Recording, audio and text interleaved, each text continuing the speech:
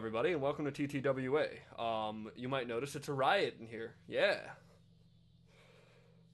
Um, so you are, if you're first time here, this is a randomized Fire Pro stream. If oh, this is still on, huh? So it's a randomized Fire Pro stream. What that means is I'm just gonna randomize characters. We do have some matches later tonight. Let me run over them right now. So we're gonna have a pre-show for the first half hour. That's just gonna be some randomized matches, just to get some people, because a lot of this card isn't randomized. It's based off of other matches that were randomized previously. Case in point, this match is for the tournament title tournament. So this is a UFC tournament, and basically what this means is, one sec, I need to turn down Fire Pro. It's way too loud in my ear. So this is a UFC style tournament. Our champion is Balrog. Barack Obama, Kitamura, and Test have all earned entry into the 16-man tournament. However, there will be 12 random participants. Following that match, there will be a Reawakening match between Kenny Omega and Charles Manson. The winner will be getting a title shot for either the pure heavyweight title or the deathmatch title. Following that, we will have our tag team title match. It is a trios title between the Ages, who are the current champion, a champion of all women, as I open a soda, versus the Genetic Freaks, which are Scott Steiner, Nemesis, and Chet Cheddarfield. That's his name. And then after that, we're going to have a completely randomized match. It's going to be a inaugural TTWA 6 Trial Championship match. Basically, the winner of this will get a title belt that, if they defend 6 times, they can vacate and either go for the deathmatch title or the World Heavyweight title. Following that, we will actually have our World Heavyweight title, which is just a normal match between Chase Owens, the current champion, and Meatwad. Chase Owens, longest reigning champion in TTWA. Following that, we will have the finale of the T1 Clawmax, a G1 style tournament, round robin tournament, that when Fire Pro updated to the current version, it lost this save. So I went back, checked the results, and everyone who had a hair's chance in hell, they were given entry into this match. And excuse me as I just kind of get rid of the background music for the fucking menu in Fire Pro, because it's terrible and just, yeah, it's just a loop. Anyway, anyone who still had a hair's chance of winning is put in this tournament. Brian Pillman was undefeated. This is an elimination tournament, so the last man standing will be given a title shot next month at TTWA. I think I called the pay-per-view Chris Match, which was a stupid name. Anyway, so that's going to be that, and then the main event is going to be a match between the Green M&M and Dio Brando. So that's our show, but first we need to have a some matches. So give me a second while I get everyone prepared, which is why I have this. Which, isn't this nice? This is nice. I think this is nice. So our first match here. Basically, if you were added to this this little list here, it's because you well, basically I just had a transparent character portrait of you. But I'm going to be adding people to here based on how often they earn it. Anyway, so this match is going to be in...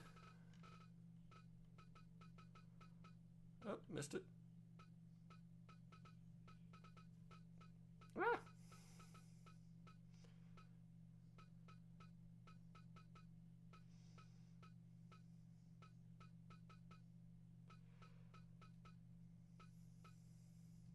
There we go. It's going to be in that one. Venue, I like that one. And our referee for this inaugural pre-show match will be Mike Chioda. This first match is just going to be a one-on-one match. So whoever is in this slot and whoever is in this slot will be our first participants. Right, round button.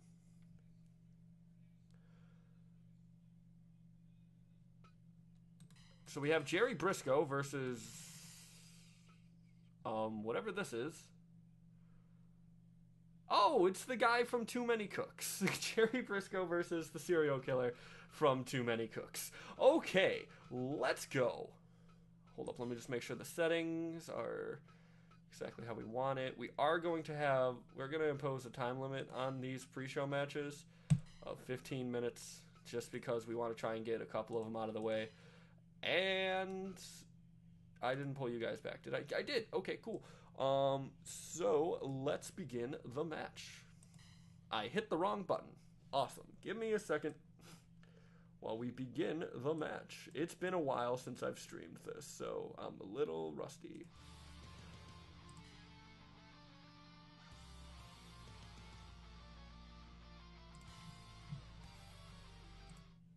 Nope.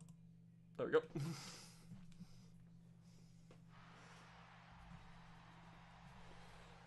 Both these men making their debut for TTWA.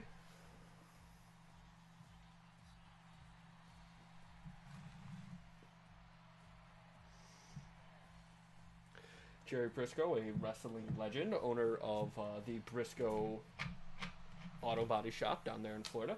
I know that because I've been watching a lot of Attitude Era lately.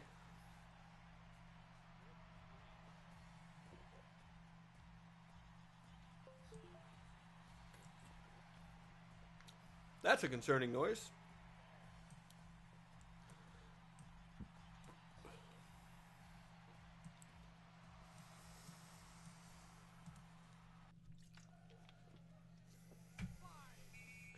Okay, Too Many Cook serial killer goes first with the Irish whip, gets ran into by Jerry Briscoe. Too Many Cook serial killer does not have wrestling experience here. Jerry Briscoe, wrestling legend, Hall of Famer, so you know, probably has the advantage here as he goes for a snapmare on Too Many Cook serial killer. Serial killer gets thrown into the corner, gets out of the corner. Jerry Briscoe now throwing him into body slam to the outside, already going to a brawl there. Mike Chioda quick on the count. Clubbing blow to the back of Jerry Briscoe. Too Many Cook serial killer's probably going to use some brute force, I would imagine, where Jerry Briscoe's going to be doing a lot of that classical technical wrestling as we see a drop toe hold here, going right on to Too Many Cook serial killer. Serial killer goes for the quick pinfall. Something is dinging. I'm disconnecting something from my with my legs. Anyway, Too Many Cooks serial killer using that strength he has that let him kill literally everybody in Too Many Cooks. If you have never watched Too Many Cooks, you should go watch Too Many Cooks. It's very funny. Anyway, as we go, I'm going to turn the stream mic on just so I can hear myself.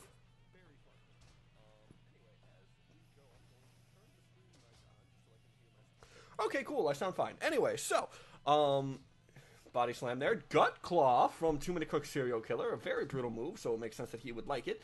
As Jerry Briscoe gets punched in the head. Jerry Briscoe goes for an arm drag there. Jerry Briscoe, once again, grabbing control of this match. Too Many Cooks serial killer has not been able to really kind of get anything going here.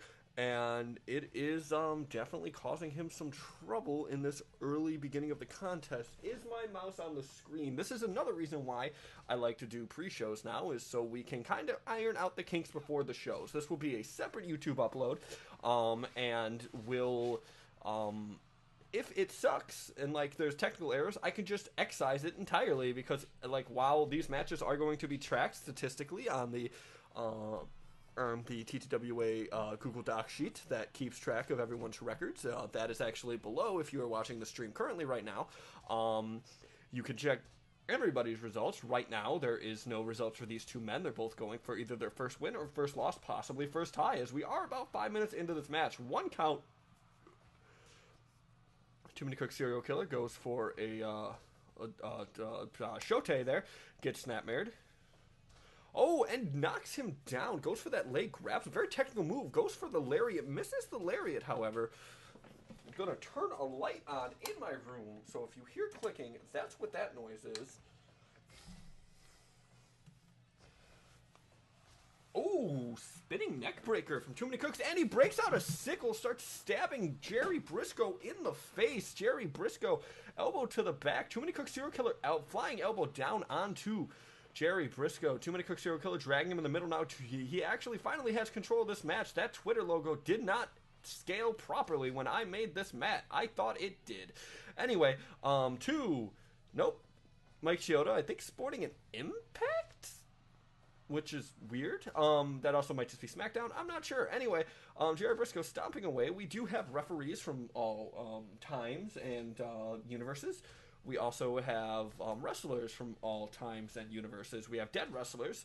I believe Jerry Briscoe's alive, but I think both Briscoe brothers still alive. Too Many Cook serial killer, not a real person. Also dead in this universe. Brought him back, though. Goes for an elbow drop, misses. Jerry Briscoe picking him up. Too Many Cook serial killer with the eye rake, cheating to get ahead, trying to take over, or trying to kind of compensate for his lack of wrestling skills. Gets wrapped around, figure four. Gets into the ropes, though. Too Many Cook serial killer now going for the gut claw. Jerry Briscoe also going to get to the ropes. Finds the strength, the power out of it. Jerry Briscoe throwing him over the ropes. Very uncharacteristic considering that during Jerry Briscoe's era, that would have been a disqualification. Drop kick from Jerry Briscoe. Misses. Gets an elbow for his troubles. Oh, and a headbutt. Goes for that lariat again to serial killer. Misses it. Fireman's carry from Jerry Briscoe. Jerry Briscoe's locked him into a figure four. A little bit too close to the ropes, however. And it's going to be a rope break. Oh, and a chop to the chest. Serial killer just chopping away at Jerry Briscoe's chest here. Looking to maybe start a chop contest. Oh, look at this cocky pin. Goal gets a 2 count out of it, though. Chops again to the chest.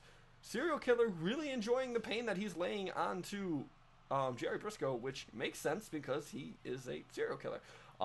Going for an armbar here. Gets powered out of it. Underhook suplex. Jerry Briscoe dragging serial killer into the center of the ring. Drop kick from Jerry Briscoe. Jerry Briscoe needs to get momentum on his side here. He does not have it. Sleeper hold too close to the ropes. Going to get a break. Underhook suplex again from Jerry Briscoe. Jerry Briscoe trying to get some momentum here. He's not being able to hit any big moves here. 1, 2, and 2.9 though. Maybe he is, and maybe I'm just a bad judge. Oh, he's biting him. Serial killer is now biting Jerry Briscoe in the head. Jerry Briscoe has a forehead of steel. He's gotten stabbed and bitten, and still has not lost any blood over it. 1, 2, and 2.9. Serial killer does have that, he's just a big hoss. He's a big man. He's got that strength. We only have 1 minute left in this contest. Elbow drop from the top rope. Punch to the face. Serial killer looking to maybe try and finish this thing off. Jerry Briscoe now throwing some punches. Maybe Jerry Briscoe thinks that he can't beat serial killer, and he's, nope, got a roll up here. 1, 2, 2.9. We are going to go into a draw, ladies and gentlemen. Oh, no, wait, are we? It looks like we are. Yes, both men lock up at the 15-minute mark.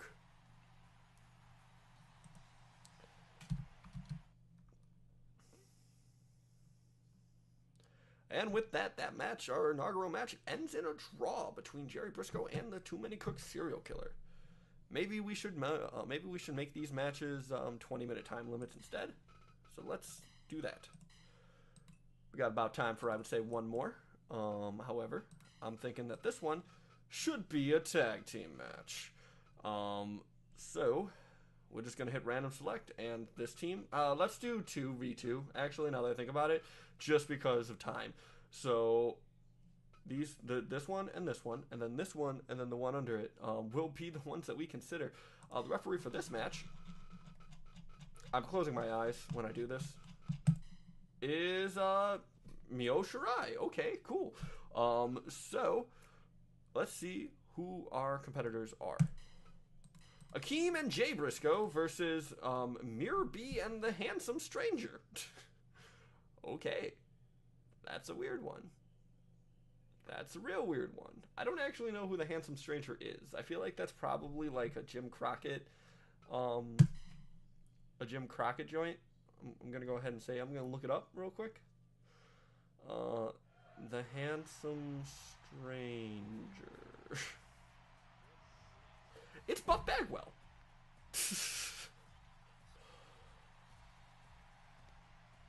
I think. Is it Buff Bagwell? As always, I am accompanied by my iPhone, who is my co-host. Yes, apparently the Handsome Stranger is Buff Bagwell. He was in GWF as a Handsome Stranger, so yeah, that's not Jim Crockett, but that is Dusty. Right? I'm not crazy when I say that? Seriously? Okay, no, I am crazy when I say that. I thought GWF was Dusty. No, FCW was Dusty. My bad. Anyway, here comes the handsome stranger. I'm shocked that someone made this a character creation, but this is why I love Fire Pro. Someone totally did.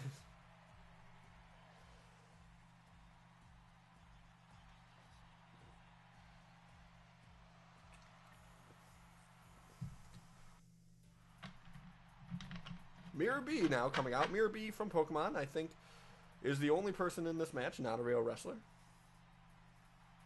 I also don't remember if this is Tornado Rules or not. So that's going to be a fun thing to figure out.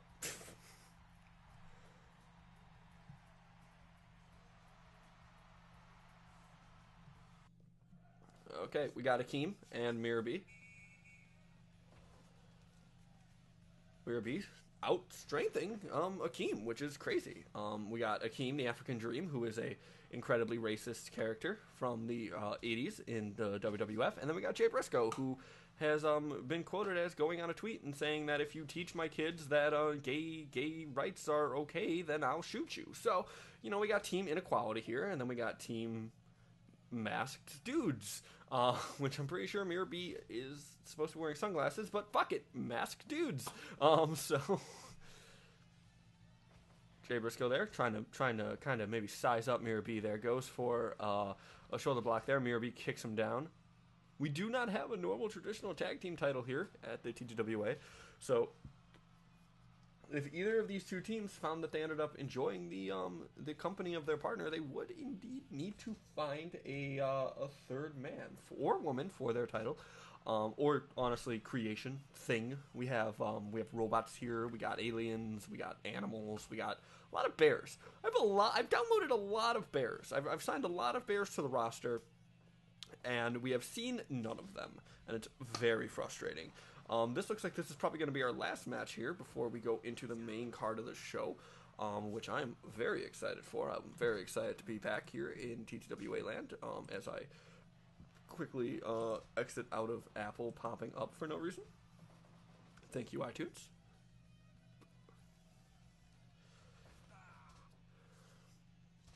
Elbow to the knee. Puts the head, Jerry Briscoe. Kicks now from Jerry Briscoe onto the Masked Stranger. Masked Stranger reversing the Irish Whip. Oh, shoulder block from Masked Stranger onto Jerry Briscoe. I feel like Buff Bagwell and Jay Briscoe. I said Jerry Briscoe again. The two Briscoe brothers. One count only. Jay Briscoe and Buff Bagwell. Feels like a match that's never happened, but honestly, at this point, I would not be surprised. And a vertical suplex from Jay Briscoe, who honestly kind of doesn't look anything like Jay Briscoe, but you know, hey, whatever. Oh, Jay Briscoe goes for a lariat, misses it, an errant lariat, as Mysterious Stranger there goes for a suplex. Oh, spinning neckbreaker from Jay Briscoe, locking him into a figure four here, or not figure four, sharpshooter here. He gets kicked off. Then his partner is gonna go tag in Mirror B here. Jay Briscoe needs a tag to Akeem very desperately. He's getting double teamed right now from the Masked Men. And he's being allowed to go and tag. I don't know if that's great strategy here from Mirror B and the Handsome Stranger. Akeem is a very big man. He's got that durability. He's got that strength. He's got that size. Jay Briscoe, much smaller dude. Although a psychopath, can definitely still be less of a threat than Akeem, especially when you have a very skinny man in Mirror B and another very, I don't want to say Buff Bagwell's skinny, but Buff Bagwell's not like a giant, you know. He's an average-sized wrestler. Akeem is a big wrestler. The former one-man gang is now going into a chop contest with Mirror B, and as we can see, that strength advantage here as he knocks Mirror B straight down on his ass, locks him into a straitjacket there. Mirror B trying to get Akeem in his corner. Smart move. Gets him into a leg lock here, an ankle lock. Gets out of it, does Akeem. Akeem now dragging Mirror B away from his partner. Good strategy. Mirror B thought about going for a tag, decided against it. Maybe he felt that he could take Akeem. Oh, beautiful kung fu there from Akeem. Oh, man, Mirror B's got some legs on him, doesn't he? All of these men, once again, are debuting for TTWA in this match. None of them have had a match before in TTWA, so they're either going for their first win, their first lose, or their first draw. And I say first draw because we are now at about the halfway point of this match. We have now hit 10 minutes. We're of the 20-minute time limit. elbow to the face from Akeem. Just knocks Mirabee straight on his ass, which is exactly what I was talking about when I say that Akeem has the strength advantage. He does seem kind of winded, though, as he tagged in Jay. Goes for a diving leg drop to Mirabee. Mirabee has been in this match a very long time. I think he needs to tag in his partner, and it looks like he agrees, but Jay Briscoe does not let that happen. Sees that indeed Mirabee is winded, needs to tag out. Jay Briscoe is putting himself in between Mirabee and the Handsome Stranger there. Oh, the Andre elbow from Mirabee. Okay.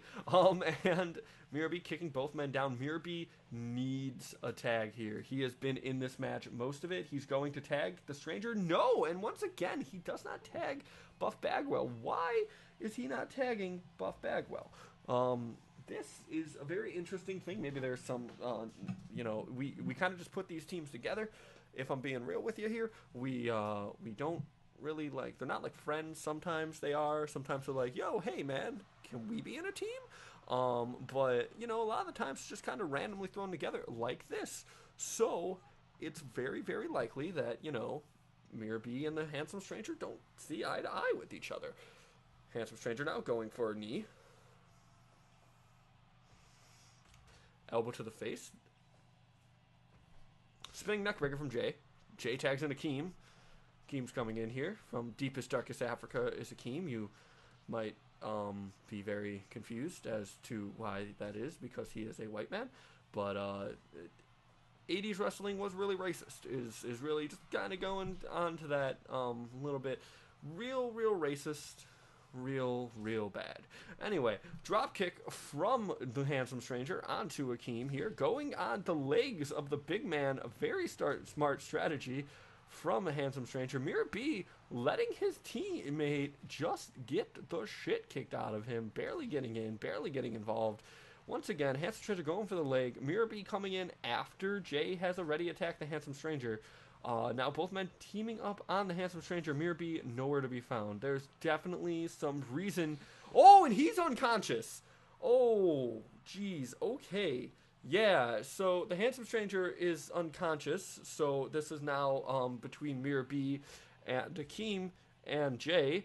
Mirabee's definite dislike of his partner has led to him being in a 2-on-1 situation.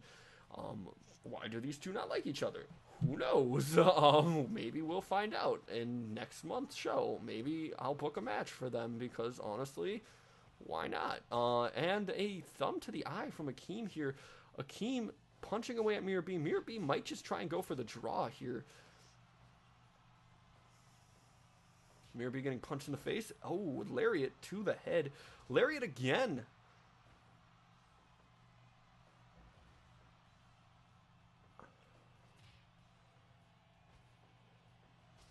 Spinning neckbreaker from Mirabee onto Akeem. Elbow to the face. Bear hug from Akeem onto Mirabee. Will Mirabee tap out? Jay comes in. There's no reason for him to be in here. Handsome Stranger is unconscious. He's lying there in the ring as a corpse. And, oh, frog splash from Mirabee, but it doesn't actually amount to anything. Body slam onto the literally pretty much onto the Mysterious Stranger here. Akeem running, or getting his face ran into Mirabee's knee. Oh, and, ooh, look at this. Looks like a Three Amigos here from Mirabee onto Akeem. And that's it, ladies and gentlemen. We do have a second draw, so maybe we do need to consider a longer time limit for these matches. But yeah, that would be a draw. However, Mirabee, not how you spell mirror, and the Handsome Stranger definitely having some weird issues between each other. Definitely something that we might need to look into. But ladies and gentlemen, it is now time for the main card of the evening to start.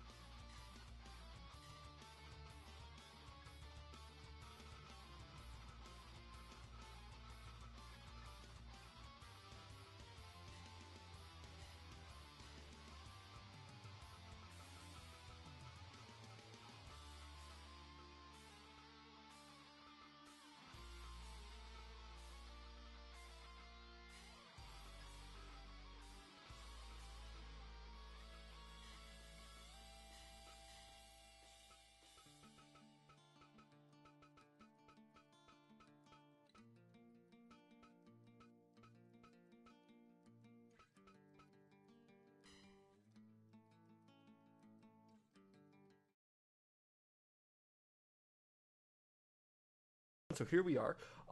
As you can see, we have figured out who will be facing who. Well, we haven't actually. We're going to randomize it in a second. But so our first match is going to feature Test. And then I put Barack in like position 8. Kinemura there. They're all going to be kind of fairly far apart from each other. Everyone would be facing each other in the quarterfinals. Or in the semifinals, I should say, if they were to make it. Balrog here at the bottom. So basically, I set it up to where Test and Balrog would be facing each other if they got here. We are now going to random select everyone else in this tournament. So let's begin. So it's going to be, our first match is going to be Test versus Big John Studd. Robert Richards, don't know who that is, versus Anna Karras, also no idea.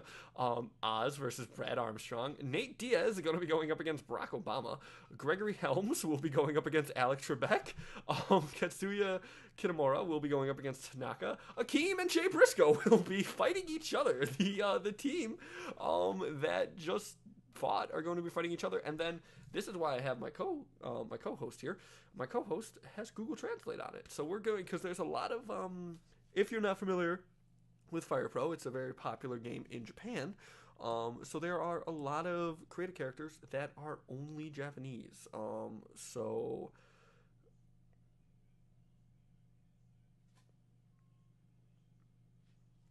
let's see what this says. I guess I have to download Japanese. Which is weird because I thought I had it on here. Fuck it, we'll get to it. It's not important. We're going to start with the first match of the night. That being Test versus Big John Studd. Let me make sure I have these rules right because I don't know if everything got fucked up. For your referee for this evening is going to be R. Anderson? I have no idea. So let's see what these things are. 5-minute rounds, 5-minute rounds. We're going to do 3 5-minute rounds. No, let's do 5 5-minute rounds. We're going to put the speed at 125. Computer level 10.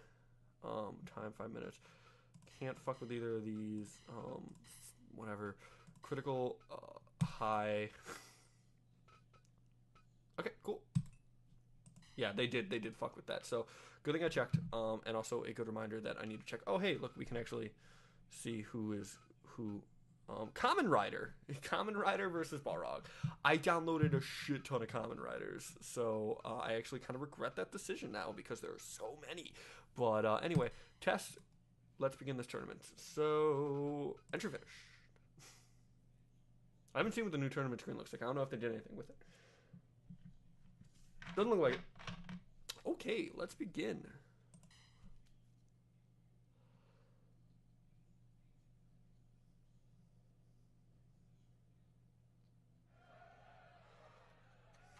Okay, Test is a beast. Former tournament champion. Lost that title when he lost in the semifinals to the Megazord. Balrog then defeated the Megazord to win back his title. Balrog being the record destroyer. Balrog has destroyed a variety of records here in TTWA. He's the first 2-time champion, the first man to ever have over 20 wins. The first person to defend his title, I think he has the most title defenses. I made a list of all the records that dude breaks, but let's just say Balrog, record destroyer. Meanwhile, Test also very, very high up on there. Only ever losing 1 or 2 matches. Defeated Ip Man, who's another former tournament champion, to actually get a spot in this match. Ip Man and Test both have infamy for being the 2 people that Balrog has won the title from. Now,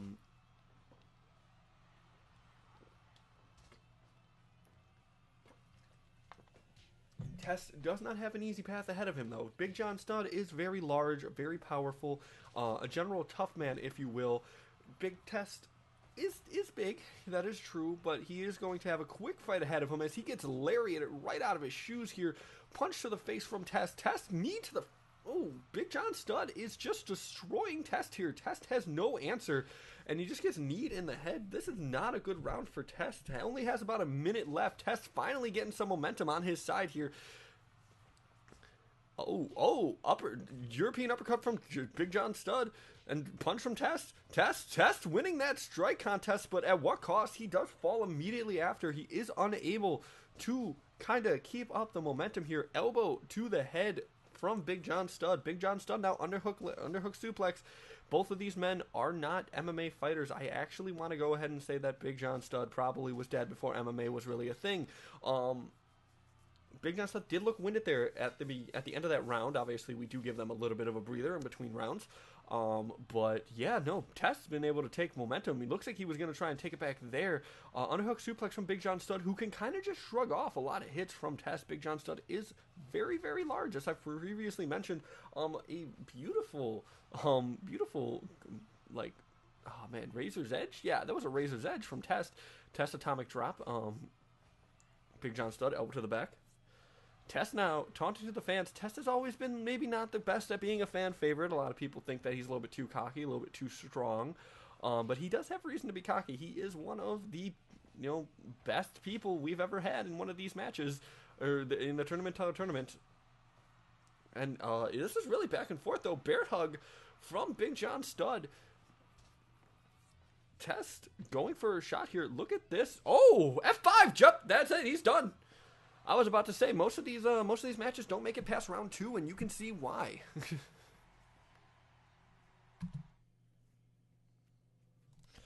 So Test will be moving on to the next round.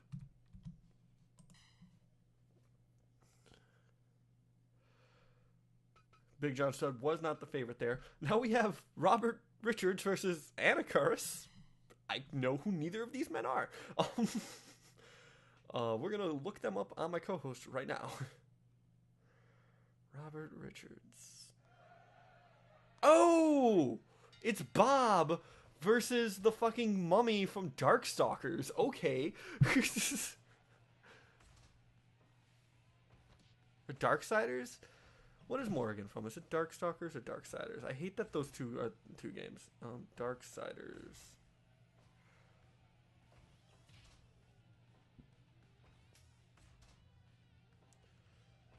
No, it's Darkstalkers, right? Yeah, Darkstalkers.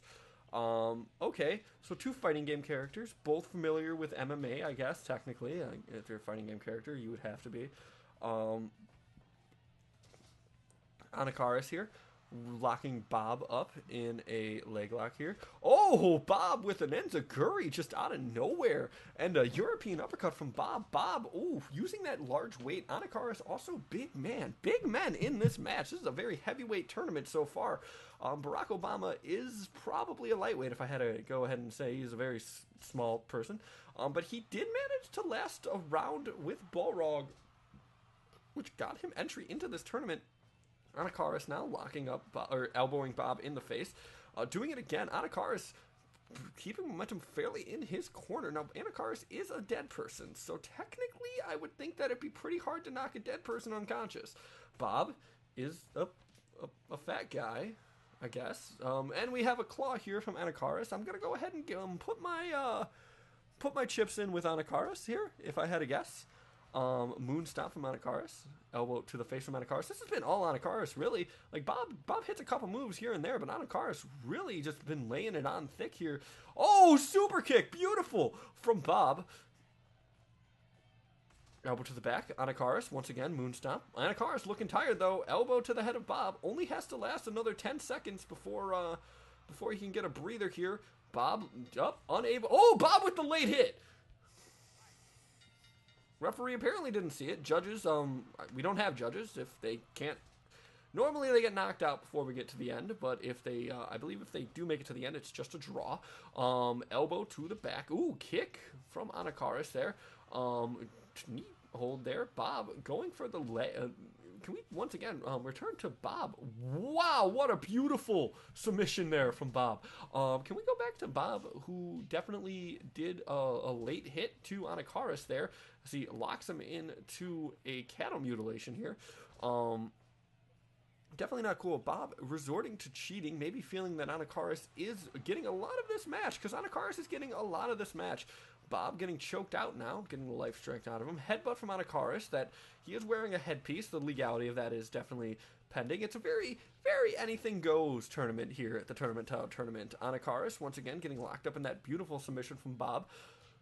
Anakaris chopped Bob. Bob with the Rainmaker, taunting the crowd. Probably should be using that Rainmaker to gain momentum. Enziguri from Bob, goes for a roll-up. Not how you win a match in the Tournament Title Tournament. Can't win a match that way, honestly. Roll-up again from Bob. Headbutt from Anakaris, once again wearing a headpiece. Legality of that maybe not the greatest, but there are really not rules here like in the Tournament Title Tournament, or at least not. This is based on referee discretion, and he is not discrediting anything. So, you know, hey, kick from Bob onto Anakaris here. Elbow to the back from Anakaris, or to Anakaris, I should say. Bob is getting a little bit more control here in this second round. Anakaris looking tired. Remember, these men are only in their first match of the tournament, so they do have to continue on this way. The winner of this match will have to face former champion Test. That's, wow! That was beautiful. So yeah, you know, definitely something to be worried about. You're going into the third round. Normally I don't, low blow from Anakaris here. These men fighting dirty. And honestly, at this point, they're probably desperate to get a win here. They, you know, like I said, their next match, wow, Bob showing off that wonderful display of athleticism there. They have to go up against Test. Oh, wow, Anakaris just passed out. It looks like Bob pushed him off of him, and he must have, like, hit his head on the cage or something and passed out. Bob is going to go to the next round. He's going to face Test. He does have quite a challenge ahead of him, though. Next, we have Kevin Nash's Oz versus Brad Armstrong. Sure. I think there's a single chick in this tournament, actually.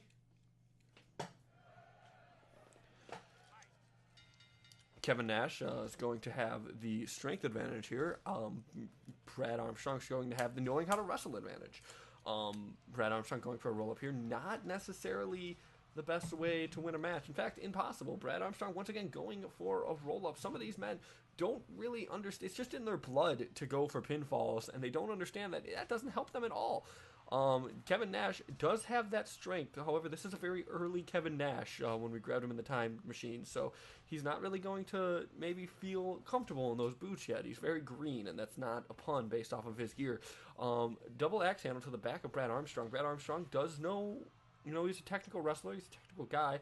Hopefully he can kind of, you know, his strategy here is going to be trying to wrestle circles around Kevin Nash, keep him off of his feet, stop him from doing exactly that, and yeah, pretty much that. Elbow to the back of the head from to Kevin Nash. Brad Armstrong here, once again, using that wrestling, keeps going for pinfalls.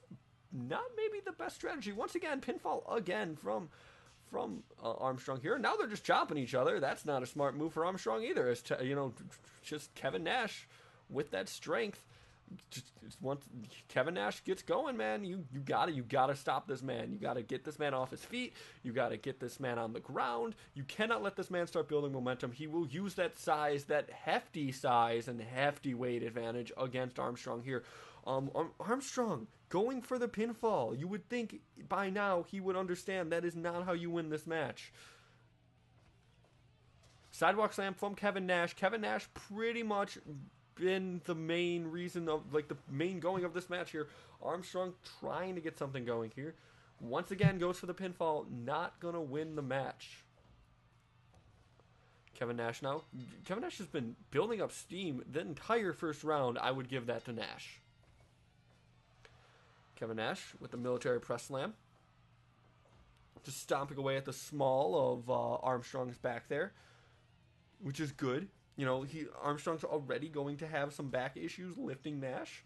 If you weaken that back, it's going to make sure that, you know, Nash isn't going to be leaving his feet anytime soon, which, you know, is definitely, obviously, you know, integral to Nash's strategy here. Nash with the suplex. Armstrong countering. Armstrong gets him in a sleeper hold. This is exactly what Armstrong needs to be doing. Armstrong gets out, or Nash gets out of it, but that doesn't mean anything. Armstrong could have weakened him there. Armstrong definitely showing a better strategy here, going for submissions instead of pinfalls, which you can win by submission here in the tournament. Nash vertical suplex to Armstrong. Armstrong's out. That was it. Nash brought his A game. Armstrong didn't bring a game at all.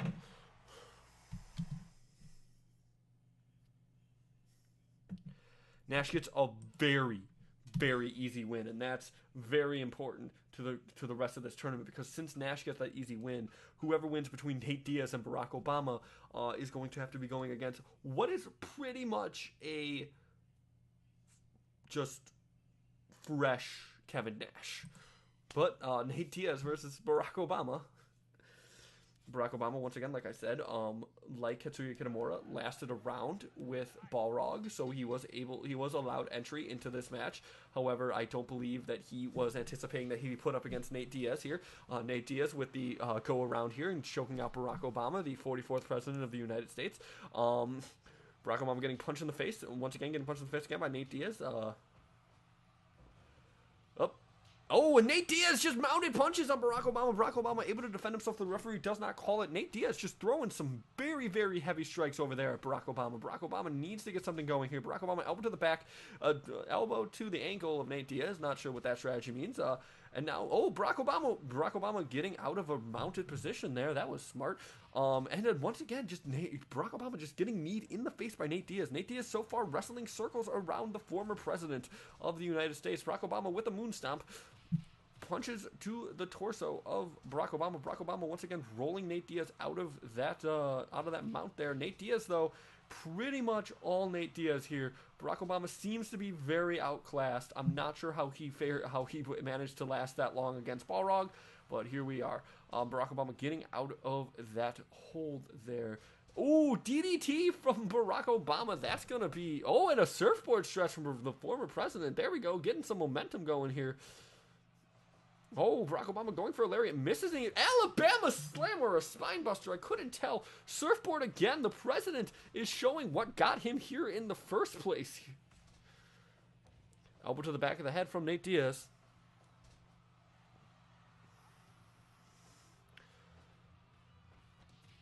Punches to the throat from Nate Diaz. That's got to be hurting Obama. It's going to be hard for him to catch his breath here. Oh, and locked into a Kimura lock, it looks like. Barack Obama able to figure its way out of that one. Just Nate Diaz, Barack Obama had some momentum there. Nate Diaz looks to have gotten it back here. Once again, locks him into a Kimura lock. However, Barack Obama is saved by the bell. That round definitely goes to Nate Diaz. Barack Obama needs to get something going here. Good DDT from Barack Obama. That's exactly how he needs to start this round. Once again, goes to that surfboard. Nate Diaz able to get out of it. Barack Obama needs to capitalize here. Gets punched in the gut. Once again, Nate Diaz looking to tap the president out. Or the former president, I should say. Punch to the head. Nate Diaz taunting to the crowd. Maybe Nate Diaz is a Republican. We don't know. And he gets some mounted punches off on Barack Obama there. Punch to the stomach. Or maybe he's just trying to get into the president's head. The president, Barack Obama was criticized during his tenure for being maybe a little bit too... light on Republicans, so hey, maybe he's getting on him about that. Maybe he doesn't agree with Barack Obama doing a beautiful step up moonsault off of Nate Diaz, and Nate Diaz now mounting some punches on Barack Obama. Barack Obama looks to be able to defend himself, but how much longer will he be able to do it? Barack Obama flipping over Nate Diaz, going into that surfboard stretch again. This is not a strategy that's working. Barack Obama is going to need to be changing something up if he can make it into the second round. Oh, there we go. Barack Obama looking to change things up right now. Oh, he's got Nate Diaz in his arm lock of his own. Nate Diaz having some trouble getting out of it. Eventually does. Barack Obama with the Hurricane Rana. Obama there with, I don't even know what that was, and Barack Obama did it though, and he gets some punches to the stomach. Nate Diaz now choking out, rear naked choke on Barack Obama, and oh no, Barack Obama knocked unconscious by the rear naked choke, I believe. I actually had something that distracted me in that moment. I did not expect Nate Diaz to win that at that exact time, but he did.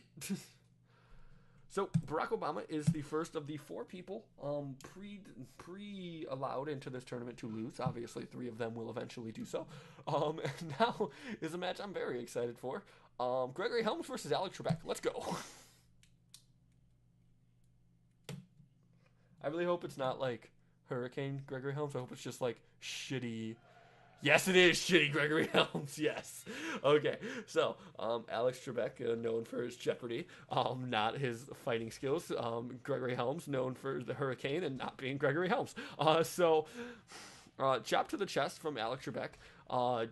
Beautiful, beautiful fucking hip toss there from Gregory Helms. Knee to the back from Gregory Helms. Gregory Helms, I'll be real with you, cool dude from all accounts. He's probably not too enthused that Alex Trebek is in his ring right now, but you know, Snapmare also technically not his ring, it's his MMA ring. So you know, hey,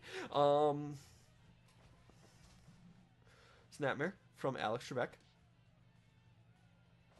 Ooh, beautiful palm strike right to the face of Gregory Helms. Looks to piss him off, though. He got him in a headlock really quick. Oh, my God. Alex Trebek grabbing that leg. Mounted punches. No, Gregory Helms getting them locked into a Kimura instead. Gregory Helms is a very good professional wrestler. Like, he gets overlooked a lot because of the Hurricane stuff, but, like, he was a very good cruiserweight wrestler in WCW. And also, as the Hurricane, one of my favorites.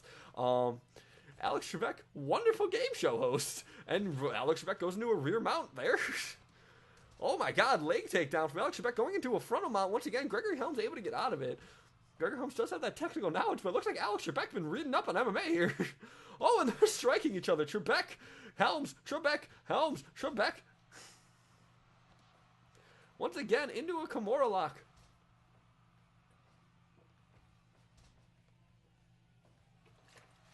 Mounted punches. No, Trebek. Trebek goes for a headlock there, switching it up, smacks the fucking taste out of Gregory Helms' mouth. Gets him once again in that side headlock. Elbow to the back from Alex Trebek. Gregory Helms now in control. Neck breaker. Elbow to the back from Trebek. Oh, Trebek went for that rear mount as the bell rang. He might have actually gotten it.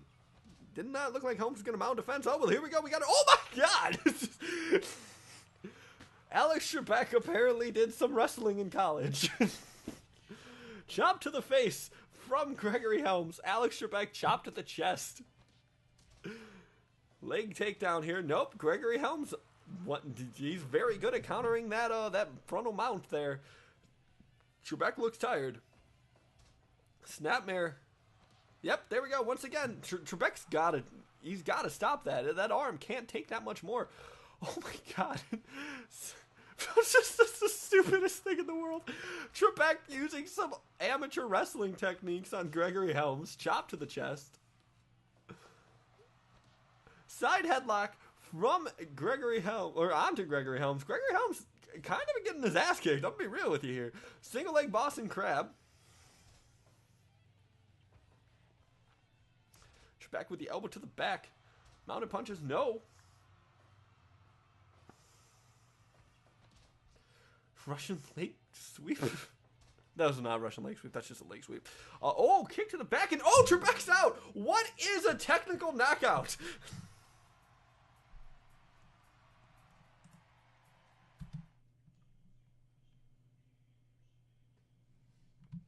Beautiful showing from Trebek, though, but he did have literally everything else going against him. And now, we have our third participant who earned his way into this match. Katsuya Kitamura versus Tanaka. Or Tatanka, I'm sorry, not Tanaka. Katsuya Kitamura will look a little bit different because he is official. I do have the New Japan DLC, so this is the official Kitamura. Who, by the way, just fucking huge. Tanaka here. Tanaka, well known for his, I believe this is the same Tanaka that did very well in Brawl for All, so I am anticipating a very close match here between the two. Oh, punch to the stomach from Kitamura. Kitamura with the snapmare. The muscles on his back have muscles. Test of strength. Kitamura loses it, though, to Tatanka. Tatanka, once again, winning that test of strength here. Oh, goes for a discus lariat, misses it. That could have been an equalizer here. And it looks like Kitamura is using that to his advantage here. Elbow to the face from Kitamura. Elbow drop to the face from Kitamura.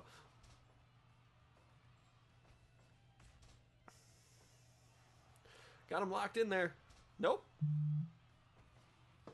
Apparently I'm getting bad weather, according to my phone. What kind of bad weather, you ask? Let's find out.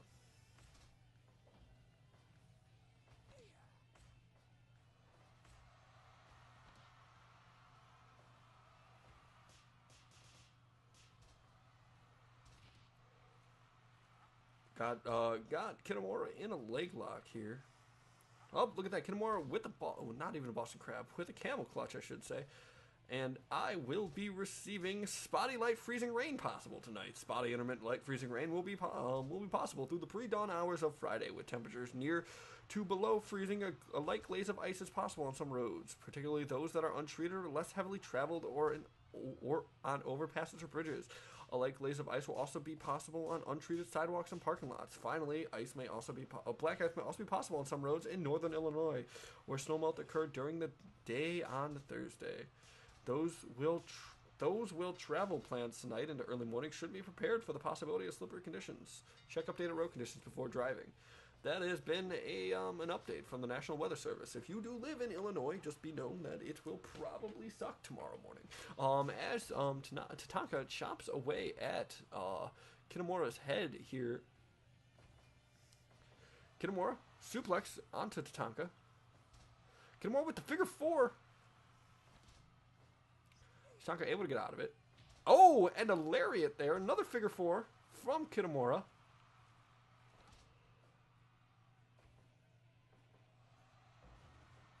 Vertical suplex from Tatanka.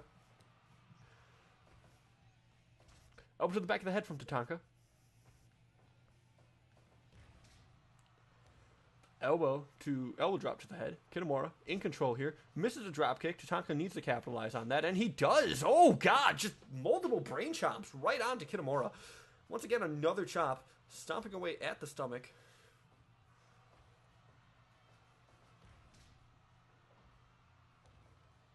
Running power slam from Kitamura. Gets momentum in his favor. Tatanka misses that discus lariat. Goes for it again. Misses it again. Hitting elbows like a madman on Tatanka.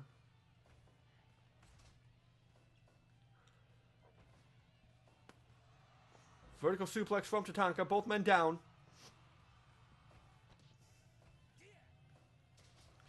Oh! And Tatanka's out! Kitamura will be continuing to the next match in the tournament, where he will be facing, I think, Gregory Helms? Either Gregory Helms or the winner of Akeem and Jay. No. Yeah, Gregory Helms. He's going to be facing Gregory Helms. Yes, and now we go on to our last two matches of the beginning of the tournament. So, we have Akeem versus Jay Briscoe. Both these men just wrestled the match, but it appears that they were also drafted into this tournament. Yeah, these are the same ones. They were tag team partners, and now they're fighting each other. Weird how that works out. Akeem, like in the tag team match he just had, quite a big man. So, is going to be something that Jay Briscoe's going to have to watch out for. That might be a different Jay Briscoe. However, I have, this brings up a good time for me to bring up the rule. As long as the gimmicks are the same, if it's two different wrestlers, they count as the same one. So I do think, for example, I have a couple Harley races. Any Harley race will count. It does not matter.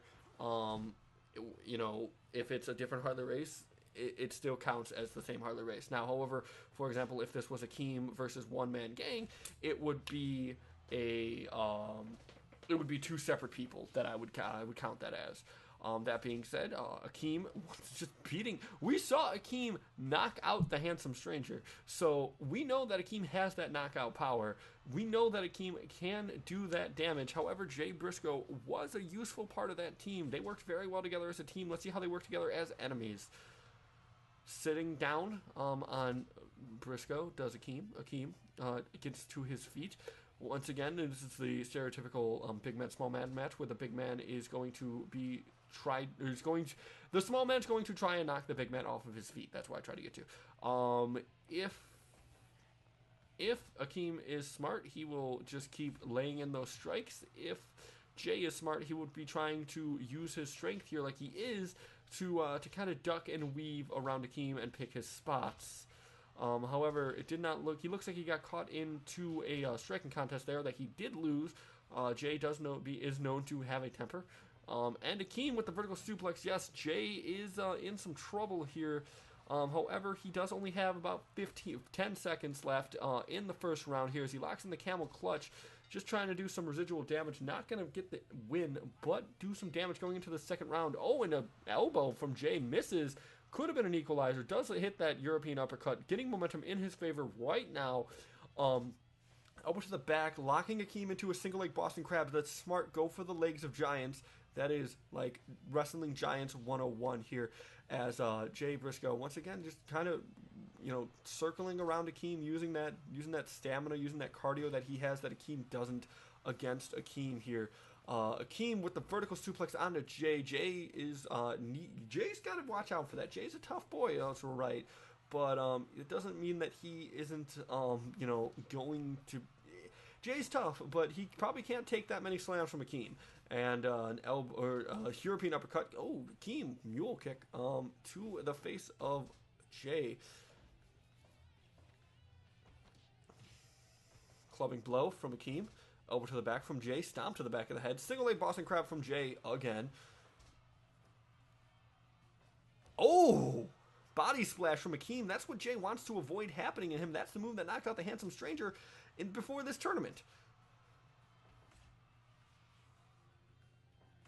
Punch to the head from Akeem. Or from Jay. And then from Akeem. Going for the lockup. Apparently the men do not like their lockup conditions as they just throw it off. But there we go. It looks like Jay finally gets what he wants. Gets Akeem locked into that camel clutch there.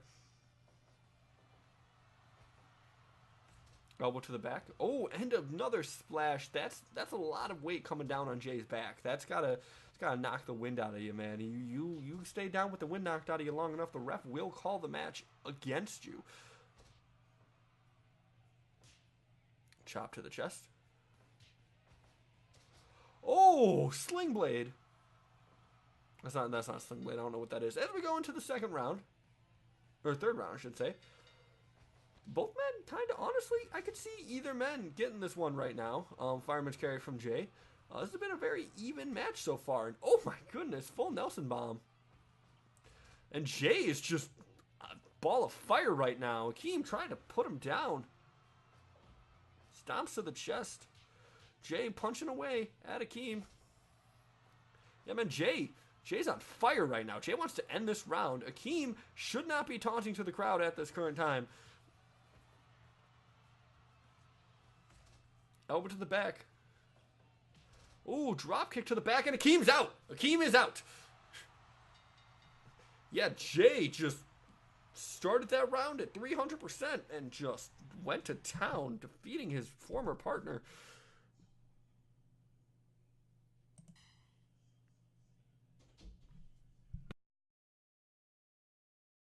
Our final round in the beginning, or in the first round of this here tournament, will be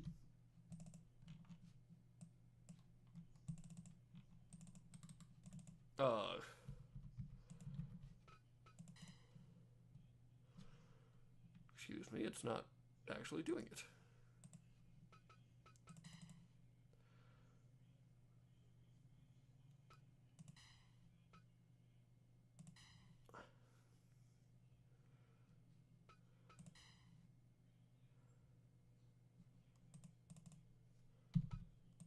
Okay, weird. Didn't let me do that at first, but we're good. We have the champion, Balrog, will be going up against Kamen Rider. One of them, I don't know Kamen Rider, so why did I add them? I don't know, but look at them, it's a Kamen Rider. Balrog is a killer. These tournaments were made for Balrog. Balrog tends to end matches in the first round. So Balrog already getting on top of Kamen Rider, already mountain punches him. Balrog hits like a steel truck, as opposed to any other material you would use to make a truck. man's a train, and he's looking to run a train on Kamen Rider here. Kamen Rider's going to need to keep Balrog off of his feet. Balrog only really uses his fist, so if the man is off of his feet, he's not going to really be that much danger to you. However, this is not what you need if you are Kamen Rider. Balrog pinpoints the head, and he just goes for knockouts, and he gets them. He is, like I said, one of the most winningest people we've had. I think he literally is the most winningest. No one has more wins than Balrog.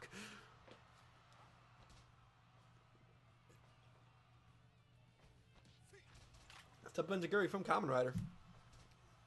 Kamen Rider is going to have to use those flashy moves against Balrog here. Up, striking contest. Kamen Rider going for that midsection of Balrog. Good, smart.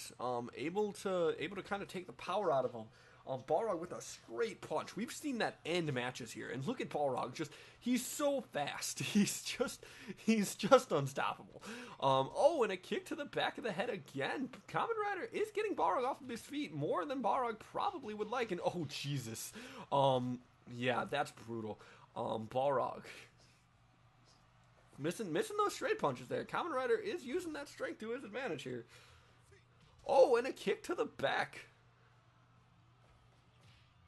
Oh, low blow from Balrog. Balrog did, when the first time Balrog won his tournament, title tournament championship, he did kind of maybe start getting too involved in the excess of being a champion and ended up losing it on his first defense.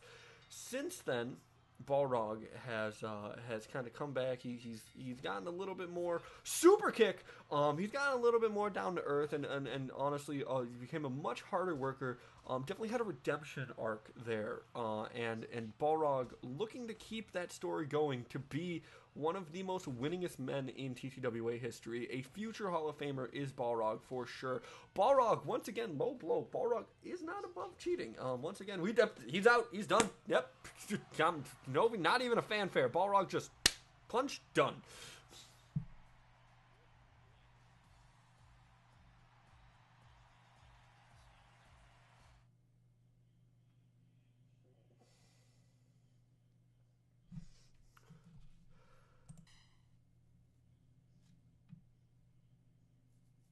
Okay, let's go into the quarterfinals. First, we have Andrew Test versus Bob. I said Andrew Test. Andrew Test Martin. But that was the power of Balrog. That was the quickest match we've had so far in the tournament. Now, this is, and honestly, that's the strength of Balrog too, because he's able to end those matches so fast. He's fresher, and it just that advantage grows exponentially. Speaking of being fresher, Test is going to be a lot fresher than Bob. Bob went almost 2.5 rounds. Test went 1.5. Test's match was competitive and it was hard hitting, but Bob's match was pretty much the same thing. So you're going to have a more tired, more beaten down Bob. And I know you say, hey man, there's been like 8 matches since then, but that doesn't change the fact that his body is probably recovered a little bit, but has not recovered as much. Also, Test a lot more experience in these kind of things. Maybe knows how to recover a little bit better. Bob, this is all still new to him. This is his debut in TTWA after all.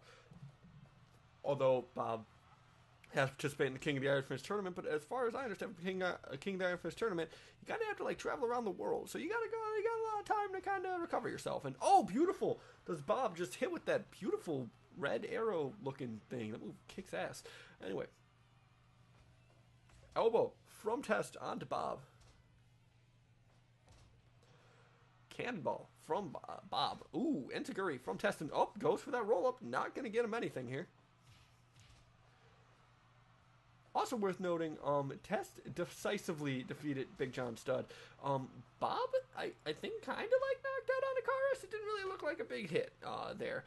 This match has kind of been, this first round, a little bit of a feeling out. I would probably give the point advantage to Test if I had to.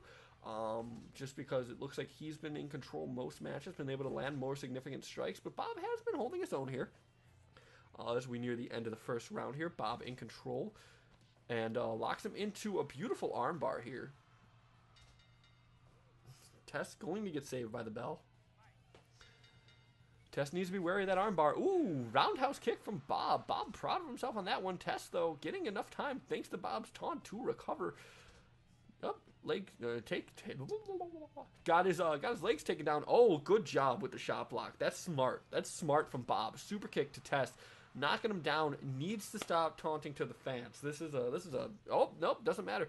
Oh, geez. Test in trouble here. Test knows that, goes and tries to get momentum back in his favor here, and it looks like he does, and just Bob's done. That's what I'm talking about. Test had that recovery advantage, and it definitely turned out for his favor here. Also have a candle lit, and the wax just took out one of the wicks. So, you know, that's weird. Okay, our next match will be Oz versus Nate Diaz, which I'm super excited to see, actually, if I'm being real with you. Nate Diaz just made super quick work of Barack Obama. So it's going to be very interesting to see Nate Diaz try what he does on a much bigger, much stronger wrestler. Kevin Nash is going to have that strength advantage. Nate Diaz obviously going to have that speed and quickness that we saw against Barack Obama. Nate Diaz hasn't been able to, he did knock Nash down, but it's pretty much been all Nash since. Punch to the chest from Nate Diaz, or to Nash. Nash has been 100% in control here. Oh, and there we go. Nate Diaz with some mounted punches right on Nash. Nash able to defend. Nash getting his arm hip toss. But I always, hip tosses require arms, so I always just think to say arm toss. Anyway, oh, look at that. He just gets wrapped right around him. Some punches to the back of the head. Goes for a rear mount. Nash able to buck him off. Nash now going using some wrestling moves on Nate Diaz. Nate Diaz is once again with another hip toss. Or that was a judo throw, I think. I don't know. Nate Diaz is doing so fast, I can't really tell. Nate Diaz with some good strikes there. Takedown there. Oh, and look at that. Gets him locked into a triangle. Nate Diaz throwing some punches at Nash's way. And look at that. Mounted punches. Nate Diaz is on a roll now. Nate Diaz, very impressive in this tournament. Ooh, gets his eye raked. Nash with the power slam onto Nate Diaz. Punches to the throat. Nash is busted open. Knee, just Nash now using that strength, seeing his own blood, has put him into a frenzy. Nash now just throwing rocks at Nate Diaz, using that strength, using that size. Nate Diaz, though, able to wrap him up, gets him locked in a Kimura lock. Nate Diaz looks tired. Sidewalk slam from Kevin Nash. Big boot from Kevin Nash. Nash, ever since Nash got busted open, this has been all Nash. Nate Diaz there with a judo throw, but look at him. He's tired. Throwing around a bigger man. Once again, Nate Diaz rolled through, gets him locked into a Kimura. 30 seconds left in the first round, and what an explosive first round it's been.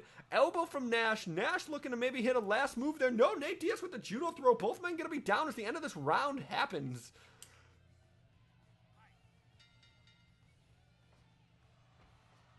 Nate Diaz once again going for that, going right in there, getting Nash's reach advantage completely nullified by just getting right in there, grabbing him, and sweeping the leg.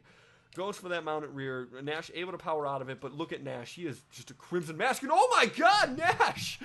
Using that strength to just knock Nate Diaz right out. Nate Diaz was super outclassed there due to his weight disadvantage. And it showed. Nash is going to move on to the next round to face, I believe, we don't know who's actually going to face yet.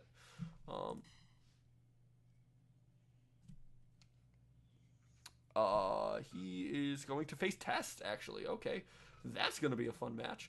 Also, holy shit, I kind of was starting to think that Nate Diaz was going to win the tournament. So, anyway, we have Gregory Helms versus Katsuya Kitamura. Let's go.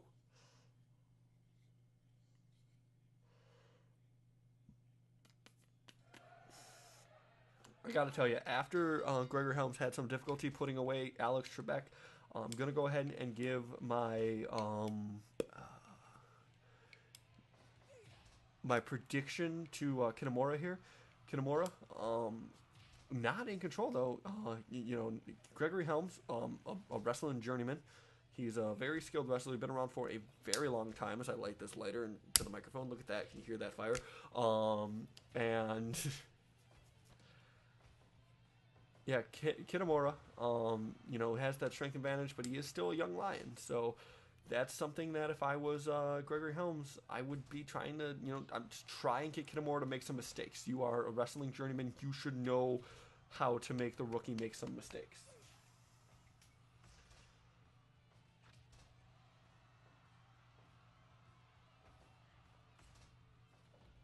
Stomps to the back of Kitamura. Kick to the lower knee. Enziguri locking and cranking that single leg Boston Crab. Elbow to the back. Punch to the stomach. Enziguri once again. Or that's actually Shining Wizard. I'm an idiot. Low blow from Gregory Helms. Once again, like I said, Gregory Helms going to be having to use those years of advantage, or those years of experience to his advantage here if he wants to beat the much bigger, much stronger Katsuya Kitamura. Much younger as well. But like I said, that that youth that Kitamura has can also be his downfall here. Gregory Helms could use that to his advantage if he could somehow trick Kitamura into a mistake like that one. Shining Wizard once again, and oh my god, Kitamura's done! Gregory Helms!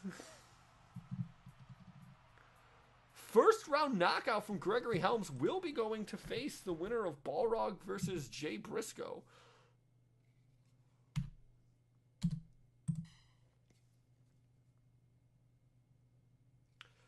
Very impressive. Our next match, our final of the semifinals. Balrog versus Jay Briscoe, like I just said. Playing with the slider too much, I need to put it down. Balrog made very quick work of Kamen Rider. Jay Briscoe did have to kind of struggle against Hakeem there, so that's got to be something. Once again, like I said, Balrog's ability to put opponents away early, it just exponentially becomes to his advantage. The longer those tournaments go, the more tired his opponents get, the less tired Balrog is in comparison to them. However, Balrog has not really been able to get a lot of offense going on Jay Briscoe. Jay Briscoe is a very fast person, and just stomping away at Balrog. We have not actually seen very long Balrog matches before, so we don't know how well he does in the third round or the fourth or the fifth, because we've just never gotten that before. So if Jay Briscoe can somehow persevere until those like that might be Balrog's weakness, is perseverance. We don't know. However, Balrog has started his offensive steamroll of Jay Briscoe, just punch right to the face, kick directly to the gonads.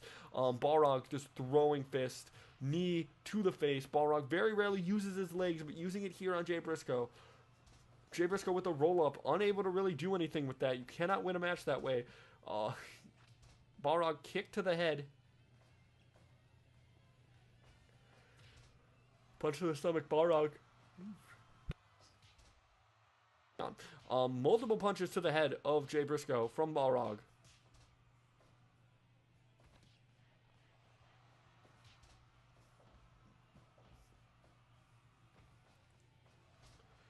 Ooh, neck breaker. Swinging neck breaker. Or not swinging neck breaker. Yeah, just a normal neck breaker. And strike competition. Not smart for Jay, but Jay is a fiery person. So, it is very possible that, he just wants to show off against Balrog there. And, I mean, he did win that strike competition. This has been all Jay, actually, surprisingly. Balrog has not really been able to get anything going here.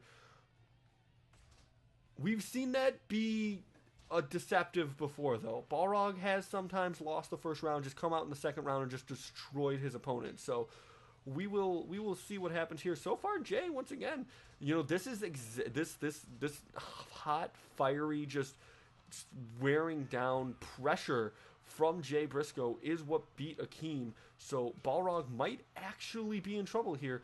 However, Balrog throwing a strong punch at Jay Briscoe, but Jay Briscoe is just so fast, there we go. Balrog just throwing some punches right on Jay Briscoe. Needs to get momentum. Balrog, for the first time in a long time, at a severe disadvantage here.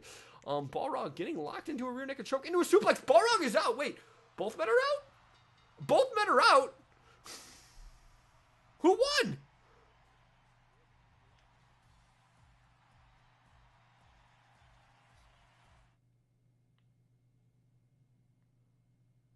Balrog won! What? How? Okay. Apparently that's a judge's decision that Balrog did indeed win that match. I guess he got knocked out last. I guess Jay must have gotten knocked out the second Balrog. Balrog must have thrown his weight in a certain way that he landed on Jay's head and just knocked himself out, but also knocked Jay out first, I guess.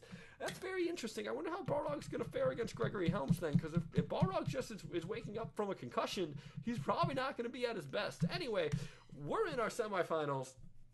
Andrew Martin is the only one of the 4 announced names in the tournament to not be knocked out. Kevin Nash, though, it looks like they've cleaned him up. He's not bleeding anymore, but also just a very impressive in a very test way, just coming in, using that strength, using that size to just destroy maybe faster, better opponents. So it's going to be fun watching these two horses just beat the shit out of each other.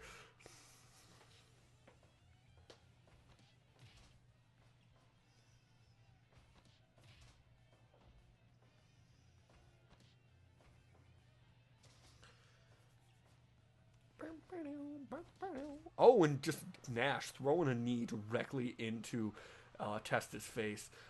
Elbow drop, or elbow onto the back of Nash. I feel like this match just had to have happened at some point, right? Stomp to the back of Kevin Nash. Punches being thrown at Nash's direction. Man, I just realized that if Oz wins this, I need to find a fucking transparent picture of Oz, which is going to be a pain in the ass. So go Test. Test beating the shit out of Nash here. Just knee to the face of Nash.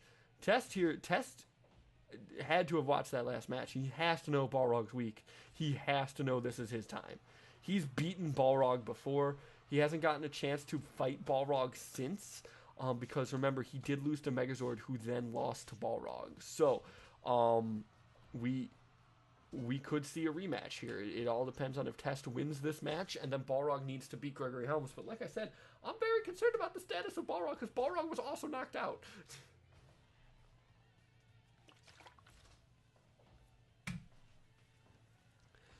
Test rolling over Balrog. I'm getting my names fucked up. Bear hug from Test.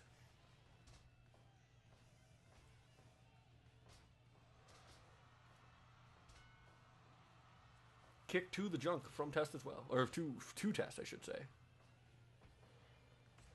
Elbow to the back. Oh no! Looks like he was going for a full Nelson suplex. Wasn't able to get it. Just Test trying to take down Nash. Nash showing that Nash knows what he's doing here. And that move, we saw in that move take out Big John Studd. Doesn't take out Nash here.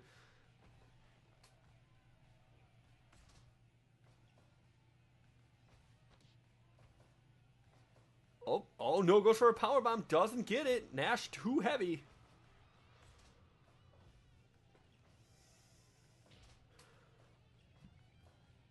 Lariat from Test there. Both men trying to size each other out.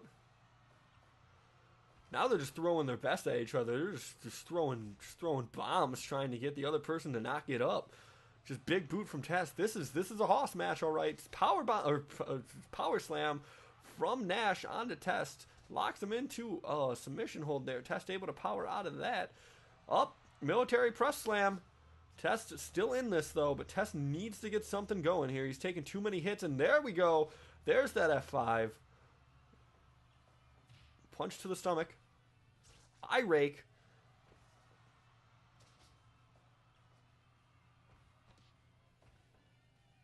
Power slam from Nash onto Test.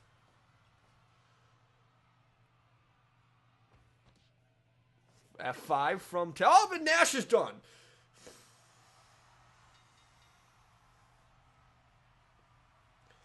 So we know that Test will be making it into the finals. Test could be the second two-time champion of TTWA.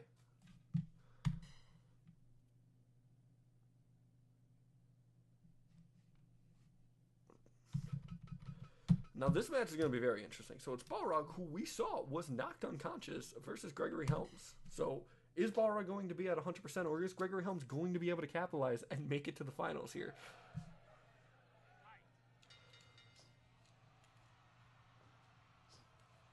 Balrog throwing some strikes, missing, maybe not completely, you know, able to kind of focus in on where Gregory Helms is.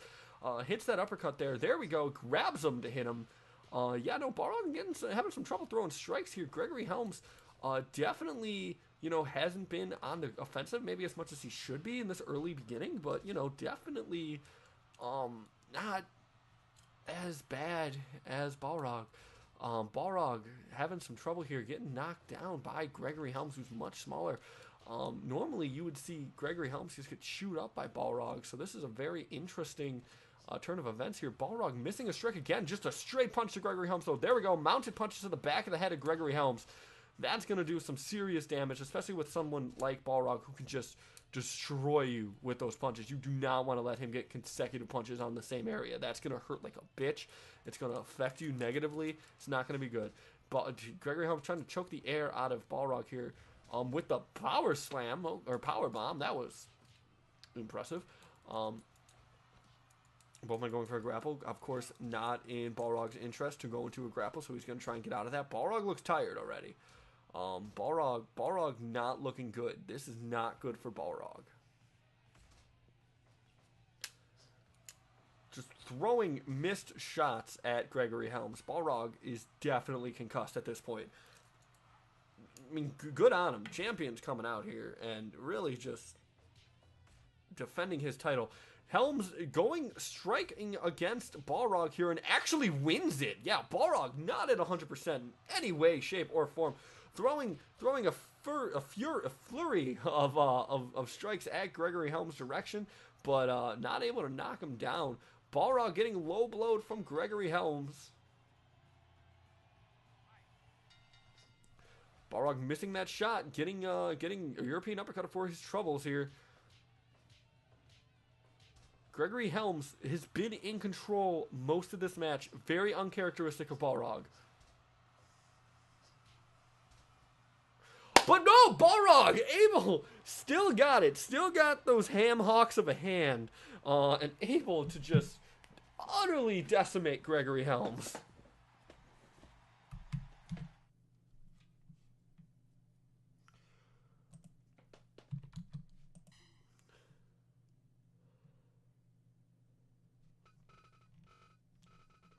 Okay, so our final is Test versus Balrog. This is a rematch for the tournament.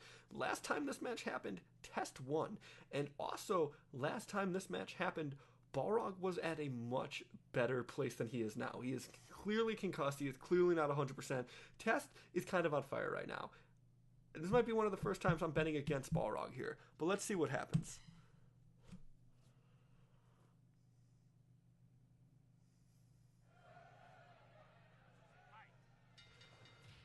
There we go. Test running right in there, throwing some strikes at the clearly concussed head of Balrog. Balrog now throwing some strikes his way. Knee to the face of Test. Kick to the face of Test.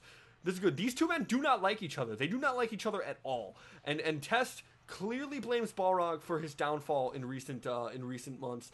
Once he lost that title, he did kind of go on a little bit of a losing streak. So, you know, he did kind of fade from he lost his match against the Megazord and you know, kind of faded away until he was able to beat Ip Man in a very close contest, something that Test would not be too keen on. So this is definitely Balrog just clean striking Test. Oh, geez, just multiple punches to the face of Test.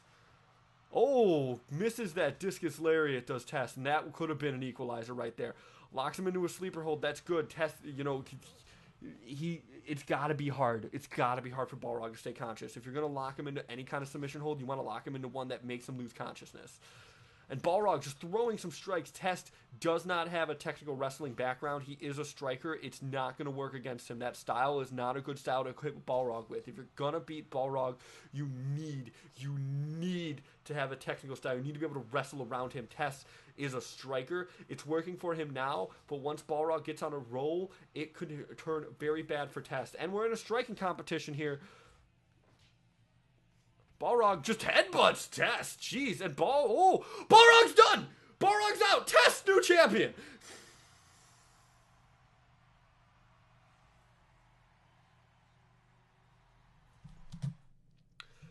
Like I said, Balrog not at 100%. Clearly shows Tess takes the tournament championship. We have a new champion, and Tess becomes the second man to ever win a TTWA title twice.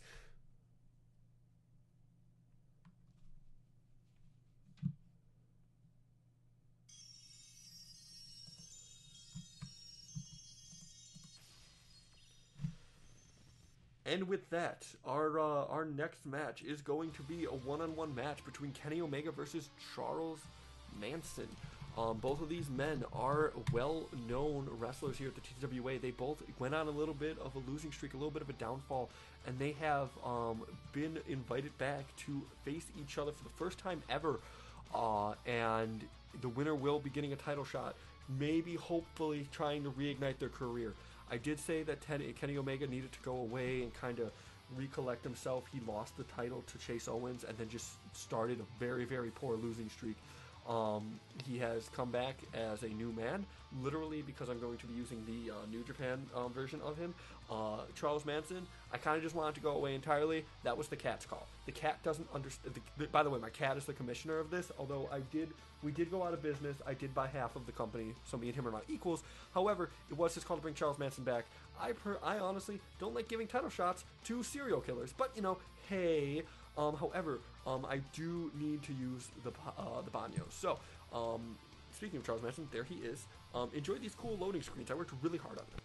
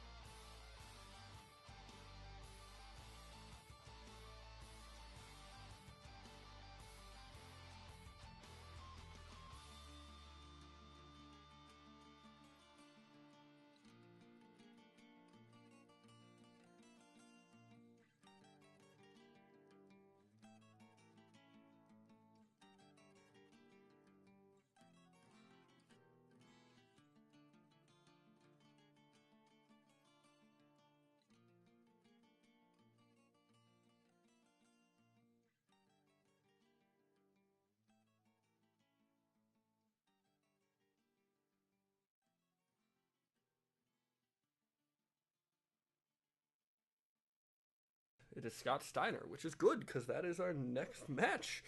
Is going to be. Oh wait, no, this is our next match. I'm dumb. Here, give me a second. Let me get this sorted out here.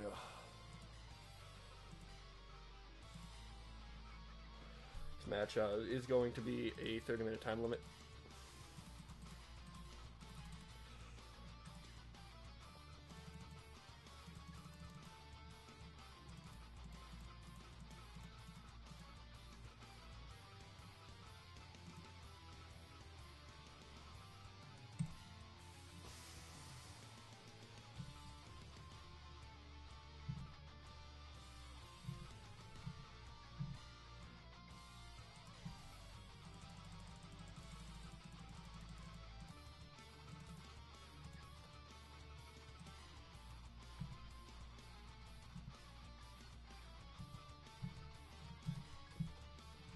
Okay.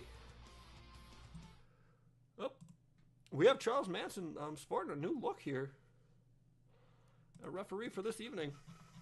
Kenny Omega also sporting a new look. Both men coming here with looks. Ron Zapata. Let's go.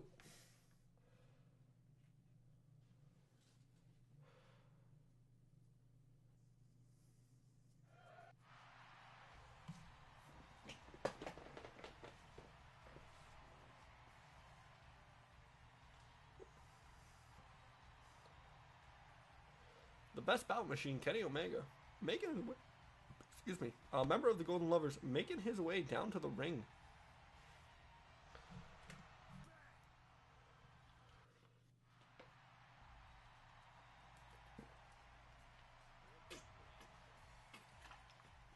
Charles Manson, who probably hated gay people. Definitely hated black people. Awful monster. Good, thank God he's dead. We brought him back. Making his way to the ring right now.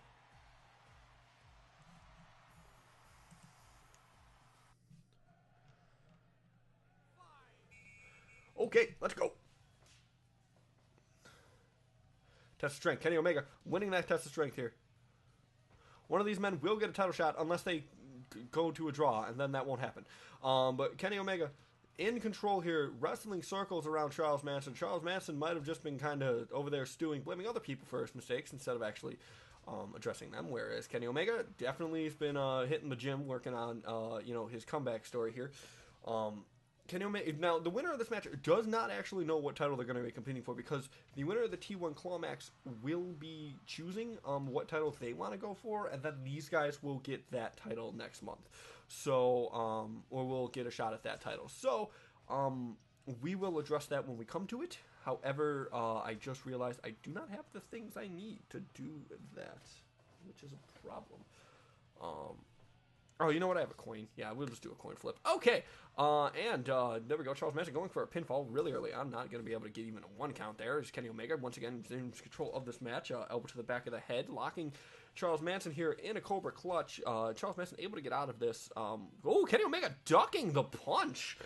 Kenny Omega, does not duck that shoulder block from Charles Manson. Charles Manson, honestly, probably a better wrestler than he gets credit for, which is a shame, because fuck Charles Manson. Anyway, punch to the head from Kenny Omega. We got a striking contest. Charles wins that striking contest here as he goes running, going to go for an elbow drop there on Kenny Omega. Kenny Omega gets up, doesn't even sell it. Charles Manson responds with a snapmare and a stomp to the midsection of Kenny Omega. Kenny Omega now, no, Charles Manson, vertical suplex. Charles Manson now in firm control of this match. Kenny Omega, power slam to Charles Manson. Charles Manson does not have an answer, it seems. DDT from Kenny Omega to Charles Manson. Kenny Omega in the corner. Charles Manson running. Kenny Omega gets out of that corner. Charles Manson has the wherewithal to stop. However, Kenny Omega slides right on Charles Manson. Charles Manson able to capitalize on that. Charles Manson goes to the top rope. Elbow drop once again. Kenny Omega gets out of the way, though. Counters that. Charles Manson now in trouble. Armbar from Kenny Omega. Kenny Omega into the corner. Charles Manson, hip toss, chop to the chest, snapmare, punch. Kenny Omega throwing some elbows in the way of Charles Manson. Knee kick to the back, another kick to the back. Punches to the head.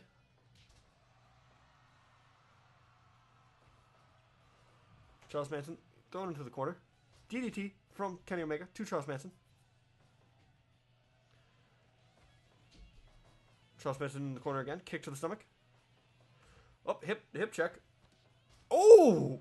Full Nelson suplex right into the corner there. Goes into an armbar. Kenny Omega now in control of this match. DDT from Charles Manson. Figure 4. Oh! Super kick from to Charles Manson. Kenny Omega, Charles Manson. This is a good match. Step up Enziguri from Kenny Omega. Both men down. Omega up first. Uh-oh. We've seen this before. The Helter Skelter from Charles Manson. That could be it. Doesn't go for the pinfall, though. Decides that maybe he needs to do a little bit more work on Kenny Omega, but that had to do some damage. Kenny Omega kicked to the midsection of Charles Manson. Charles Manson goes thrown into the ropes. Kenny Omega throwing Charles Manson on top of the rope. Going for a superplex. All of Charles Manson's weight just landed right on his neck. It's got to be hurting. He is a little bit older, it appears. He is looking tired here. Gets him locked up. Oh! Crucifix powerbomb 2! 2.9! Kenny Omega kicks out just barely. Kenny Omega with the Hurricane Rana. Kenny Omega needs to start hitting big moves. Needs to start hitting them now. Omega, Manson, Omega, Manson. Oh, Omega. Omega with the super kick. Charles Manson with the drop kick. Both men down. Manson first man up. Manson looks tired. Can't capitalize. Underhook suplex. Oh, God. Underhook suplex pile driver. Or underhook pile driver, I guess. Technically, not suplex. Kenny Omega looking for the one-winged angel. No. No. German suplex. Into the ropes, though. Unable to get a pinfall. Charles Manson throwing Kenny Omega's head into the corner, trying to neutralize that momentum he has. Charles Manson is tired, goes for an elbow drop, hits Kenny Omega with it, goes up again, goes for another elbow drop. Omega's got to be hurt. Manson, though, Manson's tired. Omega needs to persevere past his... I mean, Omega's wrestled fucking 60-plus minute matches, so really, I'm not worried about it. But, you know, Manson, on the other hand, looking already tired at 13 minutes in. Omega. Another pile driver. Omega not going for the pinfall here. Doesn't want to even waste the time. Tree of Woe. Omega. Manson just teeing off on Omega's midsection. That's got to be bad for him. Knee to the stomach of Omega. Manson going again for those... excuse me. Manson going again for those elbow drops here. Omega missing a lariat there. Dude, DDT reversal from Omega. Omega needs to capitalize now. Elbow to the head. We gonna see a one-way angle? Nope. German suplex. 2, 3. Omega.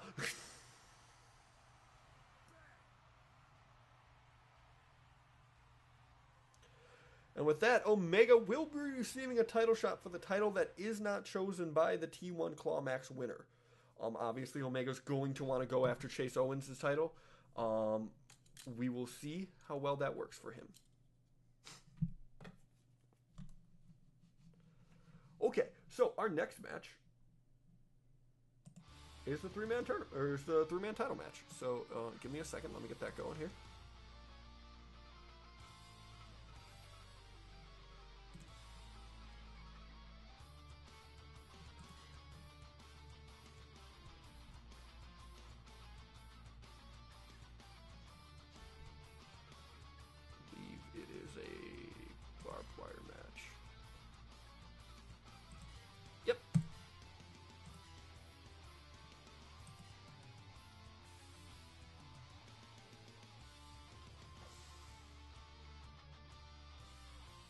Right.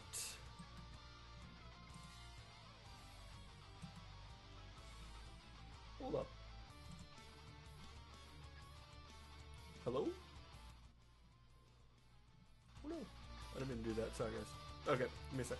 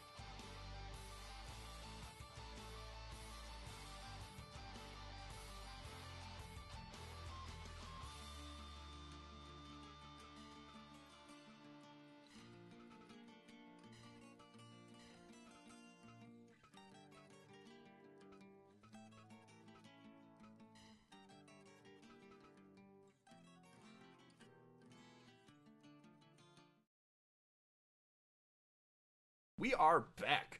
Ladies and gentlemen, your referee for this match will be Mio Shirai. Yeah, we already had Mio Shirai. Let's do someone else. Brian Zane. Okay, cool. So we have the current champions, the Ages, for Mildred Burke, Dump Matsumoto, and Mickie James versus our number one contenders who won a gauntlet to get here, Scott Steiner, Nemesis, and a shirtless Chet Chatterfield who has come in his fighting clothes. Let's begin.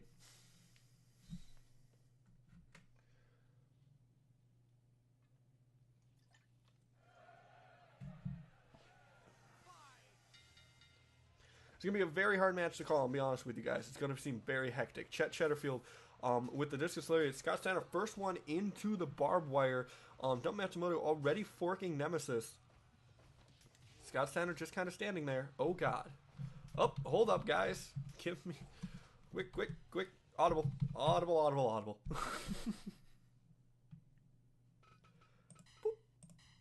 Okay. Let's start that again. I put myself as Scott Steiner. Okay, once again, match actually starting. Nemesis and Scott Steiner teaming up against Mildred Burke, the oldest of the anyone in the ring, technically. Scott Steiner probably following, and then Dump Matsumoto, I would imagine. Nemesis, Dump Matsumoto going off against each other. That's not surprising. Those two, honestly, if you're talking team strategy, those are the two that I would imagine. Dump Matsumoto's going to have to, as the Hoss of the Ages, is definitely going to have her hands full here against Steiner and Nemesis. Meanwhile, Mildred Burke and Mickie James teaming up on Chet Chatterfield. Not a bad decision. Chet Chatterfield getting suplexed out of his shoes. Nemesis winning a test of strength against Dump Matsumoto. Remember, if they get thrown out of the ring, it explodes. So, it's probably not best for their health to have that happen to them.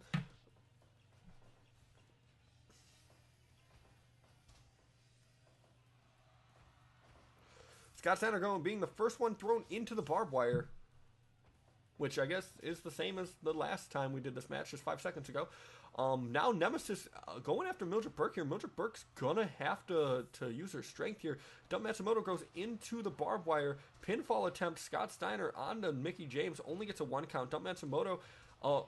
Chuck Chatterfield dropping Dump Matsumoto and Mickie James. Meanwhile, Mildred Burke looks like she had Nemesis in a submission hold there. Someone had a pinfall. I think it was Chet Chatterfield on Dump Matsumoto there. And Mickie James, Mildred Burke doing good work against Nemesis here. Now it looks like Dump Matsumoto coming to her aid. Both of them teaming up on Steiner. Steiner down. Mickie James and Chet Chatterfield having their own match in the corner back there. No one has used any of the many weapons lying at ringside, which is very surprising considering the people in the ring. You would think Dump Matsumoto would have by now, but I guess not. No, Mickie James getting a 1 count only on Chet Chatterfield. This match does have a 30-minute time limit. Oh, discus lariat onto Mickie James from Chet Chatterfield. And look at that. Nemesis now using that kendo stick on Mickie James. Got a good hit against her. No one been thrown outside the ring quite yet.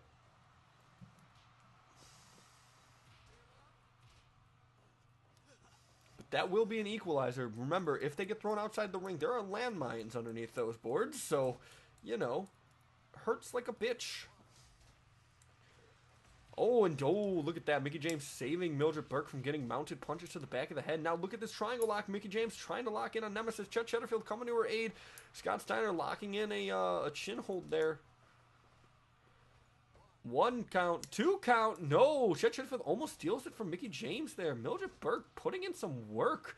Definitely showing herself as the workhorse. Mickie James appears to be showing herself as the weakest link, but we've seen this before with the previous team, Team Mister, that, the weakest link can definitely change based on your team. Someone is bleeding. I cannot tell who it is. It might be Nemesis. Nemesis is bleeding. Yes, I can confirm Nemesis is definitely covered in blood right now. I mean, he was already kind of doing that, but I guess he's more bleeding now. Mickie James with the roll-up here. Mildred Burke putting in work. Mildred Burke is definitely disabling any member of the team, but thrown out to the outside. Mildred Burke might become a non-factor from this point on. Is she busted open? She is indeed busted open. Mildred Burke is busted open. That's definitely got to be a big hit to the Ages, because the Ages, like, Mildred Burke was pretty much disabling whoever she was wrestling against. So it allowed Mickie James and Dump Matsumoto to work on the other two. Now with her getting thrown to that outside, she's not going to be at 100% capacity. However, look at this. She is holding off both Scott Steiner and Chet Chatterfield, while Dump Matsumoto and Mickie James work on Nemesis here. Chatterfield and Nemesis double teaming Mickie James there.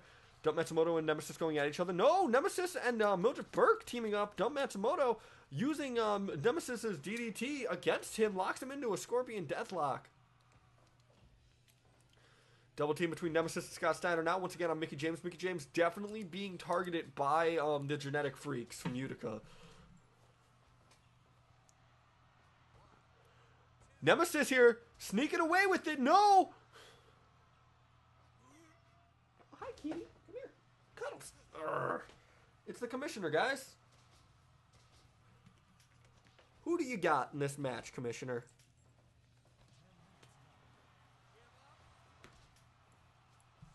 So let me turn on my webcam here.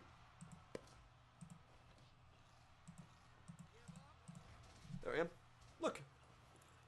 Commissioner. Commissioner, now, you're a big fan of the Ages, correct? How do you feel that Charles Manson lost tonight? I know you're a big Balrog fan. Do you have anything to say about Tess beating Balrog? We've had a lot of upsets tonight, Commissioner. Do you think we'll see another one here? Because I'm going to go ahead and say the Ages, probably the underdog here. Oh, beautiful dropkick from Chet Chatterfield on Mickie James. How do you feel about that, Commissioner? You are so docile right now. Oh, you're a docile guy? You just want snuggles? Okay, I'm going to give the Commissioner snuggles while we watch this match. Oh, look at that. Dump Matsumoto sticking a fork into the neck of Scott Steiner. Scott Steiner has been busted open. Oh, Dump Matsumoto swinging that chair. Misses it twice, but definitely violent swings there. Could have been devastating to Nemesis had they hit. Scott Steiner sees that, comes to Nemesis's aid. Now, I got to say, for a thrown together team such as the Genetic Freaks from Utica, they work really well together. Look at that. Nemesis saving Chet Chatterfield there. Working all together to equalize Mildred Burke. I bought my ex-girlfriend a book about Mildred Burke. I kind of want that book back.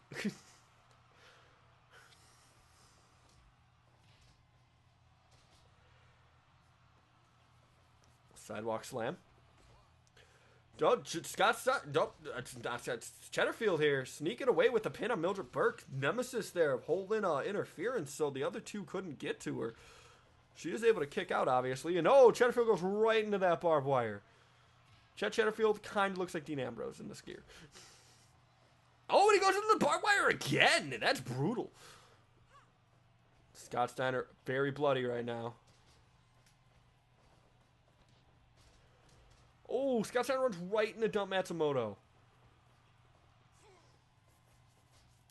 DDT from Nemesis onto Dump Matsumoto. Oh, Mickie James looking to steal it here. 2.9. Chatterfield able to sneak out. Both of these teams, honestly, kind of similar. We got a technical wrestler such as Scott Steiner and Mildred Burke. We got a sneaky pinfaller like Chet Chatterfield and Mickie James. And then we got a powerhouse like Dump Matsumoto and Nemesis. I think that's what makes them such good matches against each other. Mildred Burke here looking to steal it. No, Chatterfield able to get out. Oh, man, it's looking bad for the Genetic Freaks. Ages are definitely 100% in control. Chatterfield trying something, taunting to the crowd. Looks like momentum has switched, at least over on the right side of the ring. Scott Steiner coming over to that side of the ring. Mickie James being ignored. Trying to get involved against Nemesis and Steiner to stop them from kind of teaming up on that girl, Mildred Burke. Sidewalk slam from Steiner.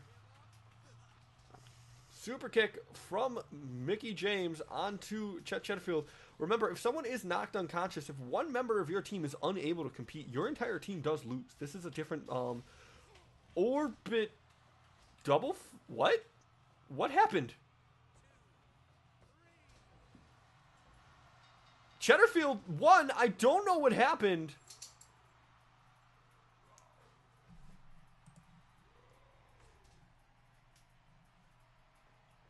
I'm very confused. It said orbit failure or something. I don't know what happened there. But we do have new champs again. So far, no champ has retained their title tonight. That is got to be very scary for Chase Owens and the Green M&M. Obviously, they have their confidence, but you never know. Definitely got to be something. It doesn't look like luck is in the air for them this night. Our next match will be the Unleashed. Oh, I said Unleashed. The running name for this was Unleashed Potential title. It is. I have to let the cat out of my room. Give me a second.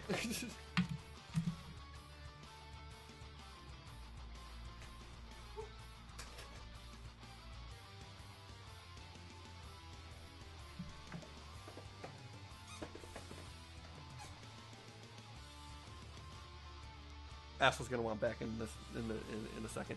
This will be a new champion. The winner of this match basically then has to defend it 6 times, and if they do that, they will become so they get a shot at either the heavyweight title or the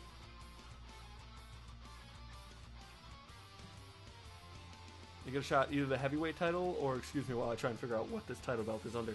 They get a shot at either the heavyweight title or the deathmatch title they get to pick. Give me a second. Let me try and figure out where this title is. I'll be right back.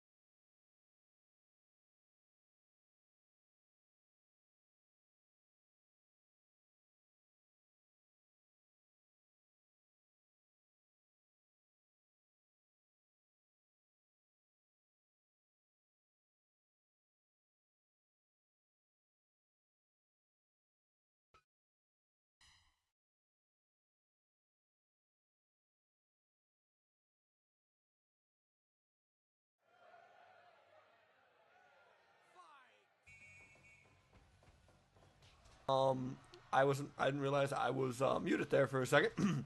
What I was saying was one of these 6 people will be our first champions. We have Jonathan Figueroa, Kota Ibushi, Michael Wall Street, Tully Blanchard, Ice Cream Jr., Ho, Scott Armstrong, I think is one of them.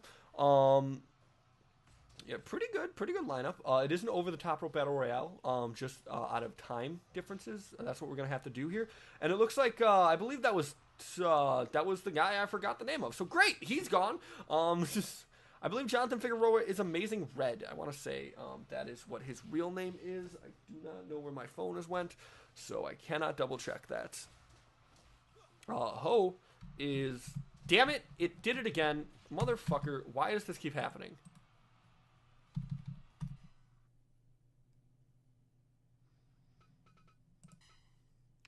Steve Armstrong.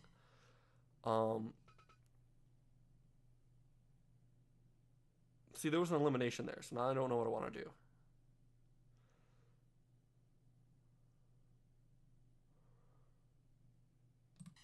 Let's remove him. And let's open and slot up for another person. Fuck it. Chris Brooks. Sure, whatever. Oh, wow, that looks great. Okay, let's go.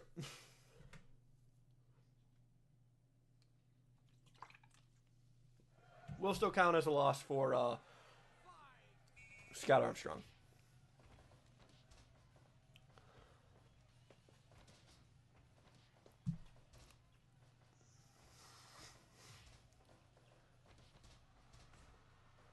Let's see here. Drop toe hold on to Kota Ibushi from Lance Cade.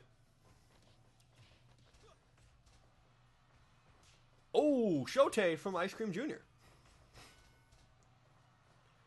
Godfather's host sitting on the corner waiting. Oh, and Michael Wall Street is eliminated. So now, by Jonathan Figueroa, which I feel like is Amazing Red's real name, but I'm not sure. Let's find out. Amazing Red. Yep, that's Jonathan. So that's Amazing Red. Ice Cream Jr. with a stalling suplex. Now going after Tully Blanchard here. Godfather's Ho, once again, just biding her time. That's who that is, by the way. That's not just a random woman. I downloaded named Ho. That is former hardcore champion, Godfather's Ho. Chris Brooks and Amazing Red going at it here. We still do only have yeah, we still got 7 people. Yeah, 7 people. 1, 2, 3. Did we lose somebody? I can't tell. No, we still have 7 people. Okay. Oh, and look at that. Amazing Red and Kota Ibushi going at it here. We already saw Kota Ibushi's tag team partner Kenny Omega pick up a win earlier tonight. Can we see Kota Ibushi do the same? We got a single leg Boston Crab here from Lance Cade on the Godfather's Ho. Godfather's Ho able to get out of it. Godfather's Ho has not been a very big active combatant here. And it doesn't look like that matters because she has been eliminated by Amazing Red, who has eliminated both participants who have been eliminated so far. Amazing Red does have 2 eliminations to his name right now.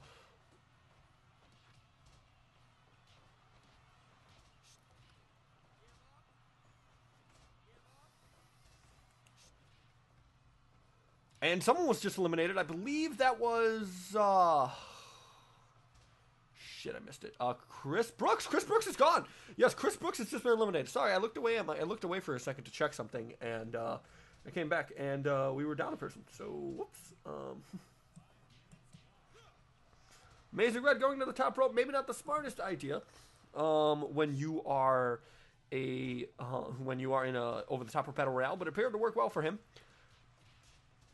Lance Cade pounding away at Kota Ibushi's face. Kota Ibushi getting atomic slammed right into the knee, to the back. That's what I meant to say. Oh, and look at that hip toss from Ice Cream Jr. Very impressive here. Ice Cream Jr. was the one who eliminated Chris Brooks. The only 2 people who have an elimination so far in this are Amazing Red and Ice Cream Jr. And Kota Ibushi looking to change that with the 2 count only. Lance Cade going for a submission on Ice Cream Jr. here. Oh, and a beautiful Pele kick from Amazing Red here. Another one to Kota Ibushi. Lance Cade, Tully Blanchard teeing off here.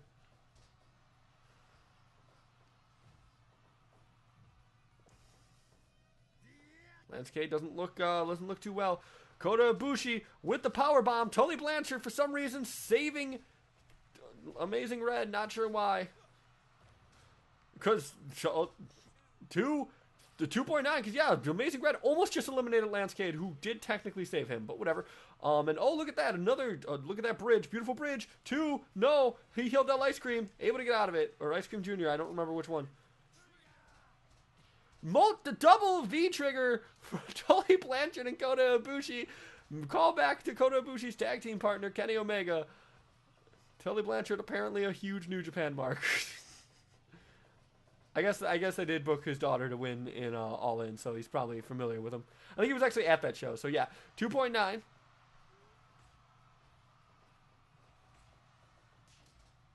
Brain Chop from Heel or Ice Cream Jr. 2, no, able to get out of it. Ice Cream does look tired.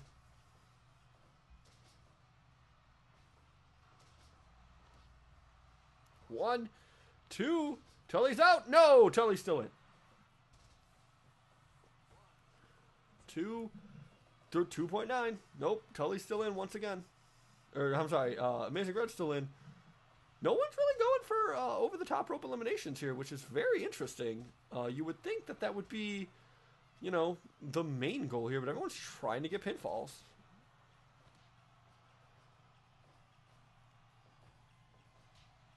Lance Cade, Tully Blanchard going at it now.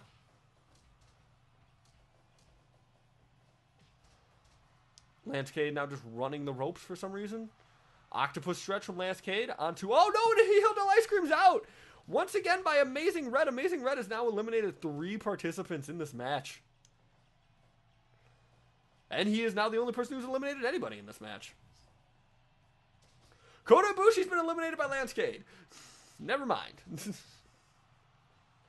Lance Cade goes to the top rope. Oh, look at that. Nope, in the ropes. Oh, Lance Cade now going after Amazing Red. 3, and he gets it. So either Lance Cade or Tully Blanchard will be our 6 Trials champion. Dropkick from Lance Cade onto Tully Blanchard. Lance Cade's been on a roll here. Just eliminated Kota Ibushi and Amazing Red in very quick order here. Goes for a side suplex. He's looking tired, though. And now the cat wants in because he's a damn cat.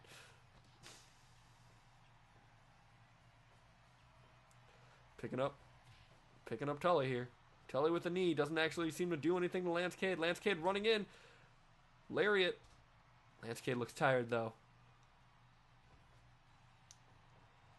Vertical suplex from Cade.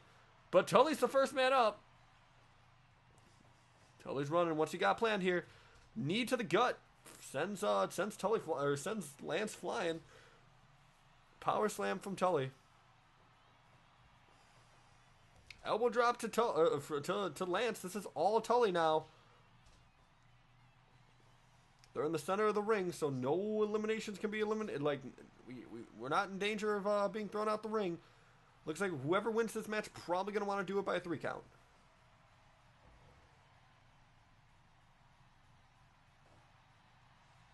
Oh, no. We're in danger now. Nope. Lance Cade gets thrown against the ropes. Oh, man. That could have been an elimination had Tully been a little bit further back.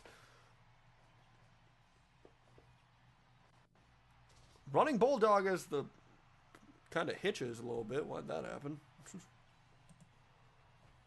Just drop frames.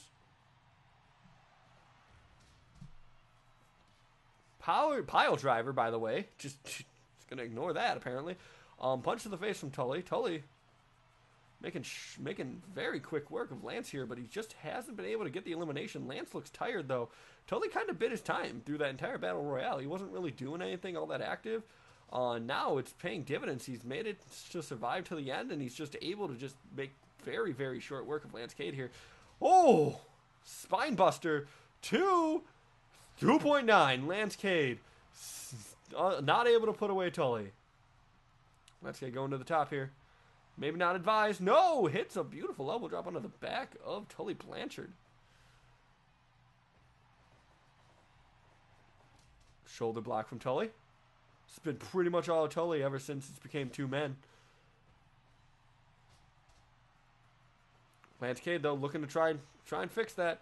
2, 3. Lance Cade is your first ever 6 Trials champion.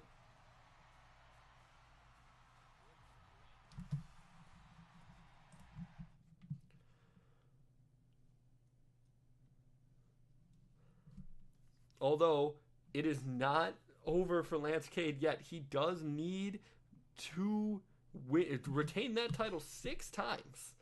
And once he does that, he can cash it in for a main title shot.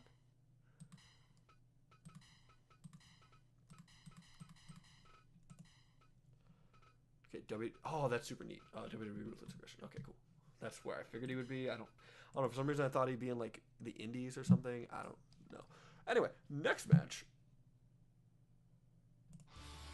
is our first main title match. It's a pure heavyweight title. Coming up next.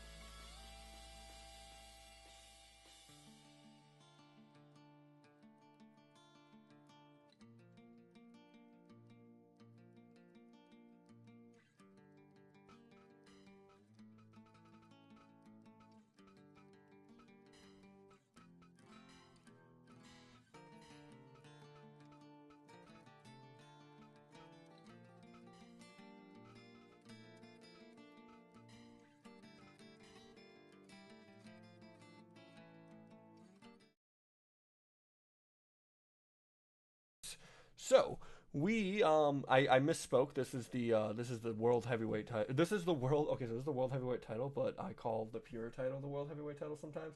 This is the deathmatch title, is what the actual name of it is. We have Meatwad, our challenger, versus Chase Owens. For some reason, I think it's because when I was moving Chase Owens from the fake New Japan to the real New Japan, because I bought the New Japan pack, so they made a New Japan faction for me, so I just moved everyone from there that wasn't in the DLC. When I did that, I had to like remove the title from Chase, so it says that this is a vacant title. It's not. Our referee for this match, Ref Gersman. Let's go. The ring will explode at the 10-minute mark. That's a huge disadvantage for Chase Owens, who admittedly is our longest reigning champion. And I swear to God, it happened again, didn't it? Why is it doing that? That's super annoying. Anyway, let's go.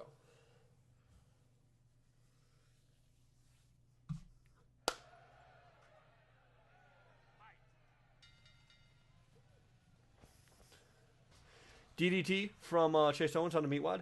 Chase Owens has defended this title against many, many opponents so far. He has the most defenses, I want to say. Let's see. He has, I got rid of who they defended against, but he has 3 successful defenses so far, which is honestly, like, I don't want to say the highest, because I'm probably wrong, but it's pretty up there. Chase Owens won the title from Kenny Omega, who we do know will be getting a title shot. We don't know what title that will be, but we know it will be happening.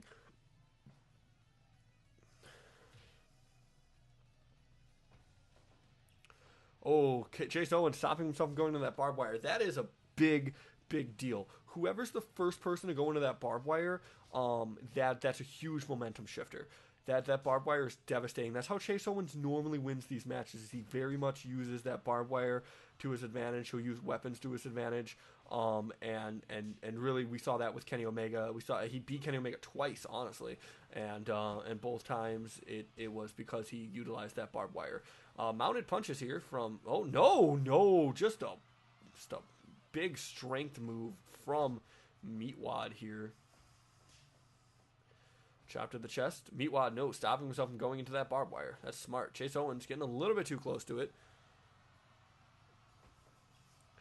Chase Owens here. Oh no, Meatwad with the sling blade. I think it's kind of hard to tell with Meatwad. But elbow drop onto Meatwad from Chase Owens here. Chase Owens getting hip toss there. Meatwad in control of this match so far. Elbow to the back of Chase Owens. Not been in Meatwad's or not been Chase Owens' night so far, and we could see another title switch hands. And locking Meatwad into a sharpshooter, which, not necessarily how that works, but we're just going to let it slide. Lariat from Meatwad flips him over, and a German suplex from Meatwad. Beautiful Lariat from Chase Owens onto Meatwad here. Punch. Meatwad, Owens, Meatwad, Owens, Meatwad, Owens. Meatwad down, but so is Owens as we hit 5 minutes. This ring will explode in another 5 minutes, and that will be a definite just equalizer. So Meatwad's going to want to finish this match. Since he is in the lead right now, he's going to want to finish this match before that 10-minute mark hits. Because I've seen people get knocked unconscious. In fact, I think this title's first defense was Kenny Omega versus Bob Holly, and Bob Holly. No, it was Kenny Omega versus Ken Anderson, and Ken Anderson got eliminated because the sumo slaps from Meatwad got eliminated because he was knocked out by the explosion. So that explosion's no joke. So Meatwad's gonna want to finish this match. Normally, Chase Owens tends to come back after the explosion. So it's something that Meatwad's gonna be on the lookout for, and gonna have to be, as he gets locked into a figure four, which doesn't make a whole lot of sense. I'm also very interested in how Meatwad's going to bleed, considering his head is invisible. Boston Crab here, applied from Meatwad. Oh, and Chase Owens goes right into that barbed wire. Busted clean open, not a good look. Meatwad's got a baseball bat. Misses Chase Owens a couple times there. Hits him there. That's not good. This has not been Chase Owens' match.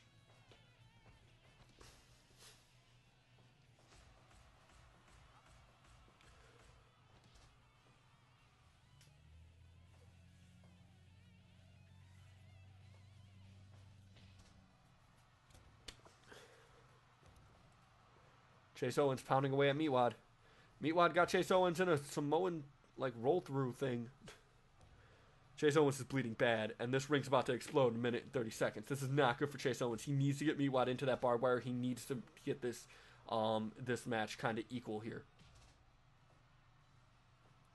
Chase Owens not looking good. Meatwad's been in control most of this match. He's got Chase Owens in a Boston Crab here. Got less than a minute remaining. Chase Owens with a combination of strikes here. That's good, but it's not going to be enough. He needs Meatwad to get in that barbed wire. Chase Owens into the barbed wire again. That barbed wire is also electrified. We got 15 seconds until Boomtown. 10, 8, 7, 5, 4, 3, 2, 1. Boom! Both men do survive the explosion. The referee's not around. Ref Gershman is not up, but that's fine. Meatwad does appear to be bleeding, but he's also made of meat, so I don't really know what's going on there. Ref Gershman back up. Meatwad continues his domination here. Chase Owens back up. Chase Owens needs to get something going here. Meatwad bleeding, beaten up. That explosion took a lot out of him, but Meatwad was able to get the advantage after the equalizing explosion here. Military press slam from Meatwad onto Chase Owens. This is not a good look for Chase Owens. Suplex. He needs that. He needs to capitalize on this right now. Lariat from Chase Owens. This is good. This is what he needs.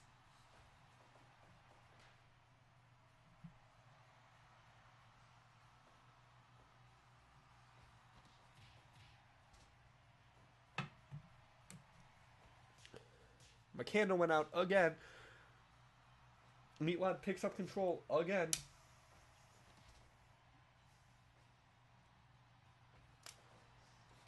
Chase Owens back into that barbed wire. This is not good for Chase Owens. He needs to do something.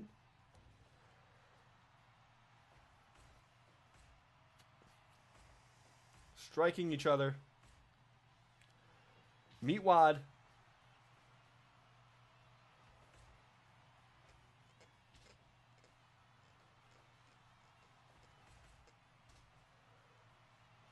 Chase Owens is almost done with this match. He could go for a draw.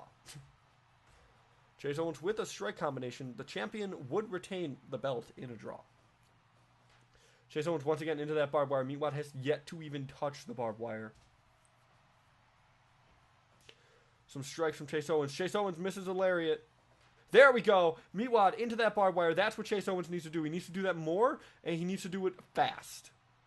Misses a dropkick. Meatwad capitalizes.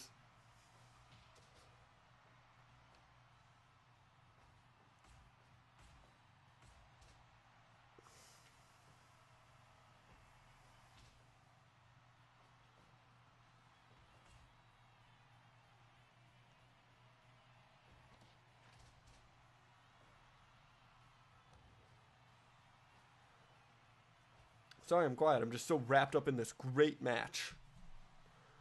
Meatwad signaling this the end. Meatwad throwing Chase Owens into that barbed wire again. Half this match has elapsed. Chase Owens needs to... He either needs to pick up a win now or he needs to last another 14 minutes, which... I mean, to be fair, Meatwad hasn't gone for a pinfall yet. Like... I think this was a problem last time with Meatwad. He couldn't go for pinfalls. He just took forever to do so. You know, he just doesn't... He isn't confident enough in his abilities to put his opponent away, so he just keeps going, and eventually he starts leaving himself open. Chase Owens needs to capitalize on that, looking like he is.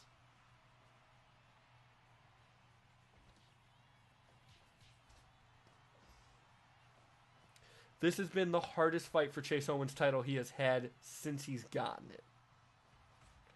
Over to the back of the head.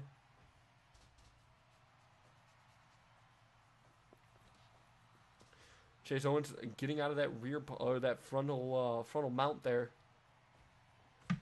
Chase Owens now trying to get something going again for like the 15th time, but it looks like he actually might have some momentum here. He's had this ball in his court. He's had the ball in his court here until Meatwad showcased him. I cannot talk. Elbow to the head. Knee to the stomach. Chase Owens looking worse for wear. So is Meatwad, though. Meatwad with the deadlift suplex.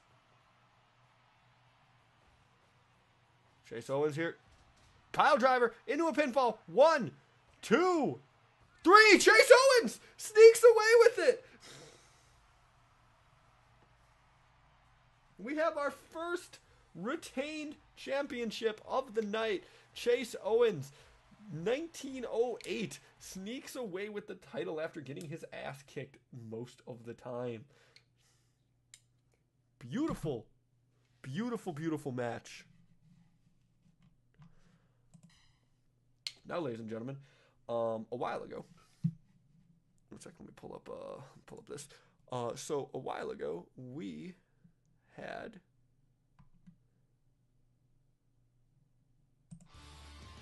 a T1 Climax, which was a takeoff of the G1 Climax,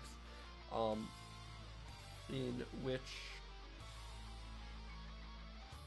we weren't able to finish it because when Fire Pro updated, it removed that save. So we took every single person who had a chance and we put them in this match. So if you will excuse me, that's going to take a minute. I'll be right back.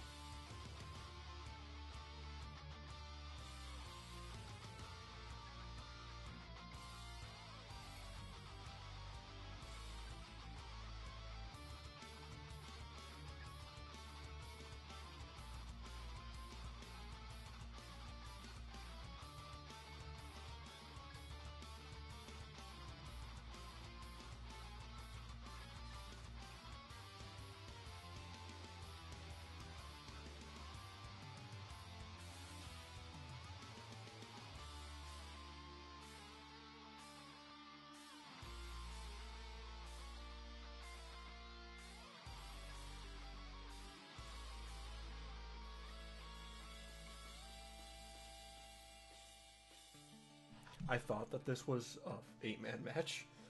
I just miscounted. I didn't realize until right now. Anyway, so there's some things we need to go over really quick. Okay, so when this game also updated and I added the New Japan roster, I actually lost a couple wrestlers, and I didn't really know. Like, for some reason, my entire WCW like category just vanished. So I had to rebuild that.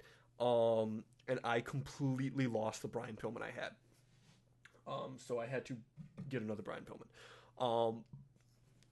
There was like a corrupt character I had. It was like a Lego dude, and he was completely corrupt. So I think that's what happened, because I almost lost the green M&M because of it too. But I found her. I cannot find Brian Pillman. I think he might just have gotten like corrupted and deleted. So I downloaded another Brian Pillman. Hopefully he's as good as the one that was winning all the matches. Everyone else is the exact same wrestler that they were before, except for I think that might be a different Hardcore Holly, but who cares? Because like I said, it's the same rule. As long as they're in the same gimmick, it doesn't matter. They're just wearing different gear because I figured it would be a pay-per-view. It'd be funnier if they were all wearing gear, especially Martin Burns, who doesn't understand what a pay-per-view is. He just knew that it was a big important event, so he showed up in a suit.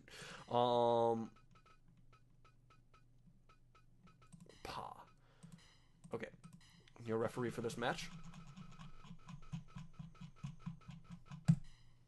Nick Patrick. No, let's get a fun ref here. We're gonna actually pick a mask here. I don't know who Lamborghini is, but that's who our referee is gonna be. Okay. Let's go on with the match. The finals of the T1 Climax. Unlimited time limit, over the top rope, not enforced, high critical. It is elimination. So the last man standing will be the winner of the T1 Climax. Oh, got it this time. Let's get with the match. Just like the tag match, going to be a pretty hard match to call, I'll be real with you. Okay, that's Lamborghini, apparently. And here we go. Brian Pillman, odd man out. Perhaps because no one wants to mess with him. Brian Pillman went undefeated. Only man who went undefeated. Honestly, Brian Pillman's got to be pretty pissed, because the only reason Brian Pillman was probably going to win that. And then, we had to throw out the results of the tournament. But we did want to reward the men who actually got as far as they did. So here they are. And Randy Savage back in the ring.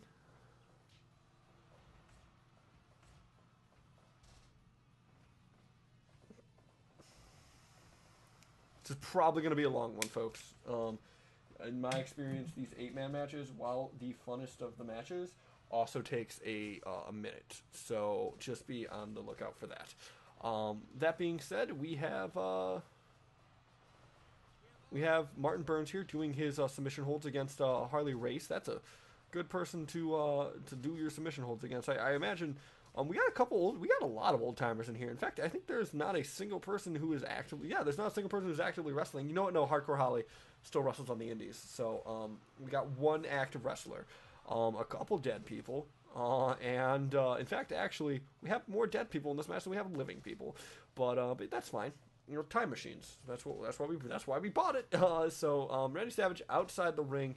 Countouts are enforced. Every rule is enforced here, just like the T1 Climax. Randy Savage, if you remember, was the only one who won a match by countout in the T1 Climax. Won it against Tyson Kidd, who did not score high enough to be involved in this match. Brian Pillman here. Roll up.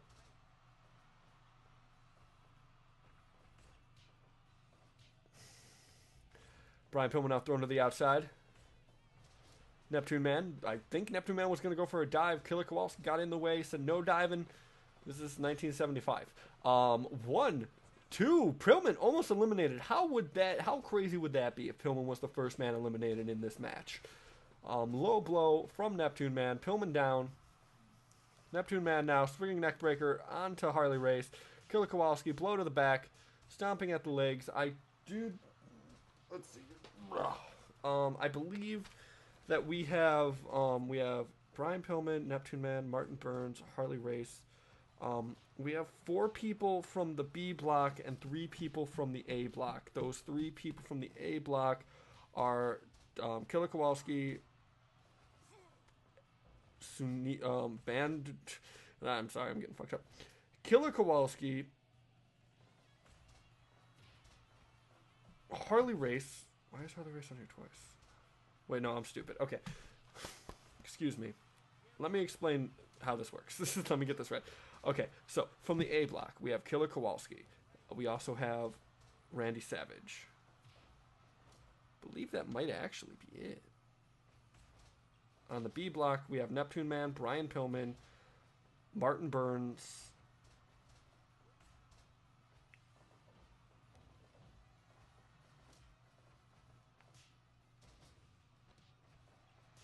My notes are really bad on this. I'm sorry.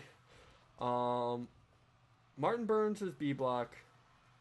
Brian Pillman's B block. Hardcore Holly's B block. Neptune Man is B block. On the A block, we have Race, Killer Kowalski, and I think that's it. Race and Killer Kowalski. Yeah. Oh, and Savage. Right. I forget Savage is there. Yes. Okay.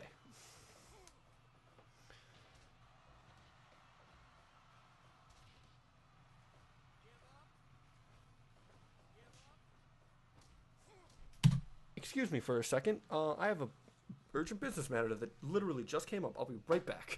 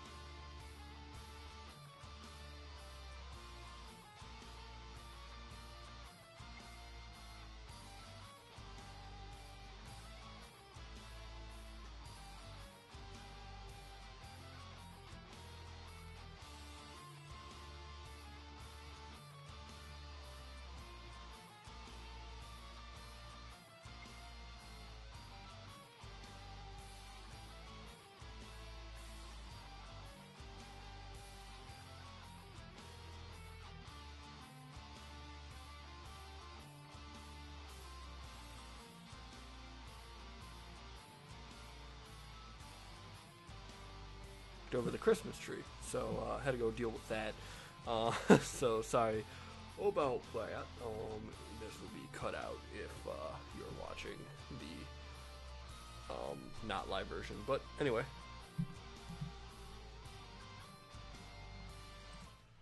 Oh, sorry.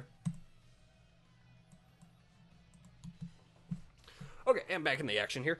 Let's see what we got here. Neptune Man going for the pinfall. Randy Savage here. Nothing. Brian Pillman. Pinfall on Harley Race.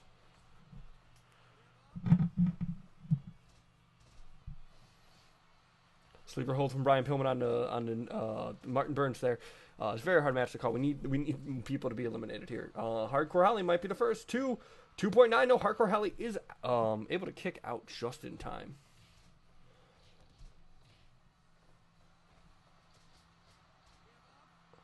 Neptune Man and the Boston Crab.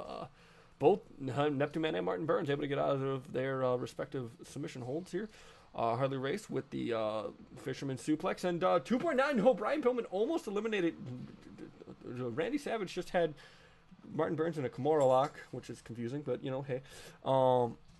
Neptune Man going for an elbow drop on a nobody. Killer Kowalski moved out of the way while he was in the air. Brian Pillman roll up on Martin Burns. 2.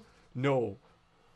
Martin Burns, definitely one of my favorites in this tournament. I would very much like to see Martin Burns come away with the victory here.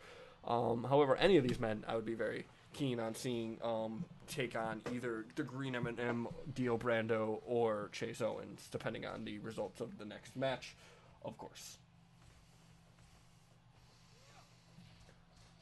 Double axe handle to the back of Brian Pillman.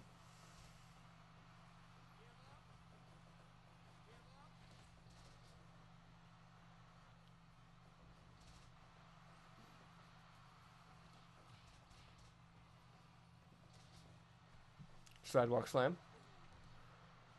Diving headbutt from Harley Race. 2. Hardcore Holly is still in this.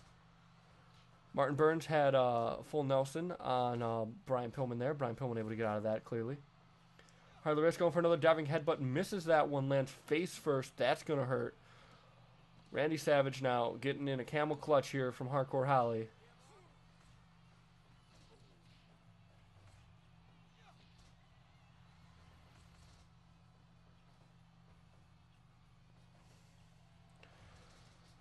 Killer Kowalski, Harley Race teaming up on Brian Pillman, seeing him as a massive threat. Martin Burns now getting in on this. Everyone's trying to get Brian Pillman eliminated. They know that he is the, most dangerous man in this match right now. Neptune Man thrown out of the ring. A little bit dizzy, but don't worry. It is a 20 count, I believe.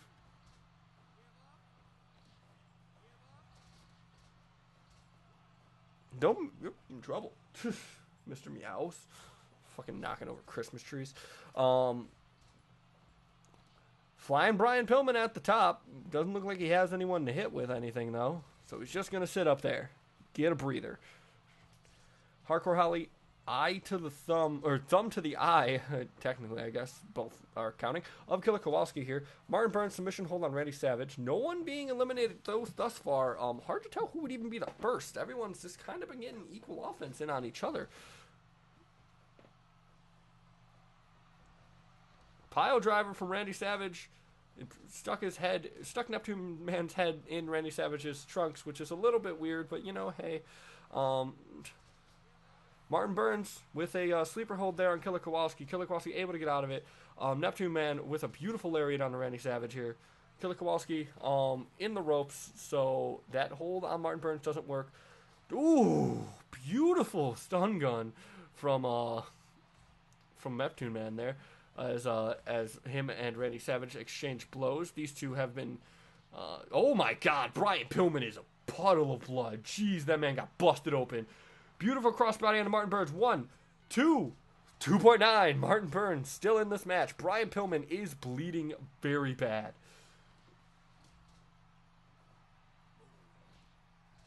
Oh, and this is one of Martin Burns' signature submissions here, but Brian Pillman able to get in the ropes. Someone got hit in the crotch.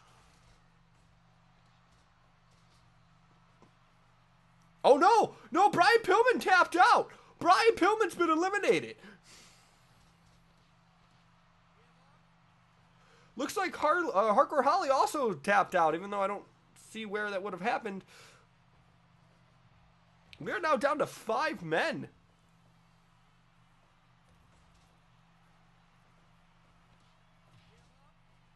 Why am I dropping frames now? We good? You done with that? I don't know if I dropped frames. I just... OBS was just like, hey, heads up, look at me. Oh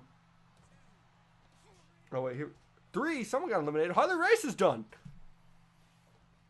and so is Savage. We're down to our final 3, while OBS was like, hey.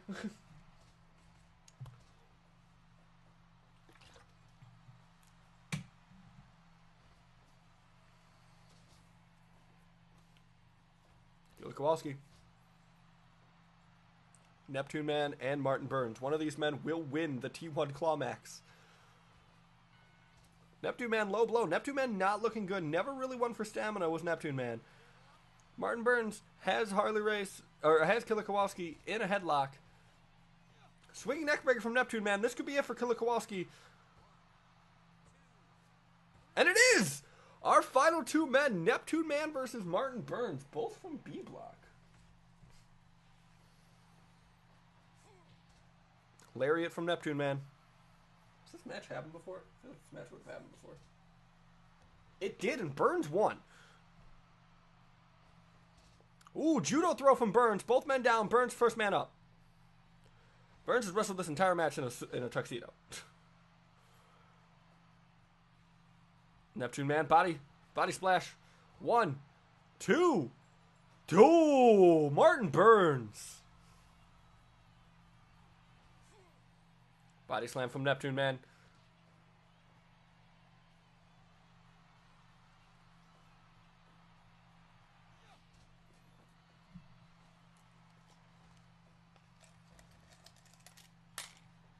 Get my coin ready.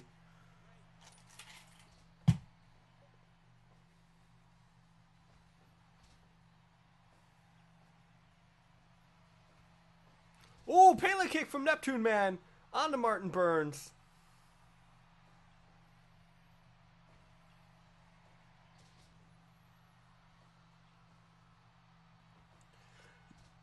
You would think if Neptune Man won, he'd be cool with either title. Martin Burns would definitely want to probably choose the pure heavyweight title, just because death matches don't necessarily seem his thing.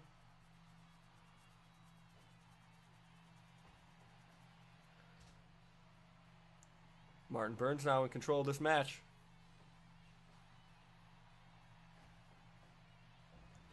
Martin Burns now in firm control of this match. Neptune Man grabbing the leg of Martin Burns, tripping him up. First man up is Neptune Man. Neptune Man now in control.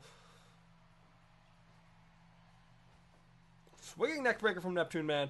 Burns just gets right up and takes a DDT for his troubles. Neptune Man going to the top rope. Burns getting hit, but he's in the ropes. Martin Burns now. Mounted punches on Neptune Man. No, goes for a side headlock. And Burns wins! Burns is your TTWA T1 Clawmax winner. We are never having that tournament again.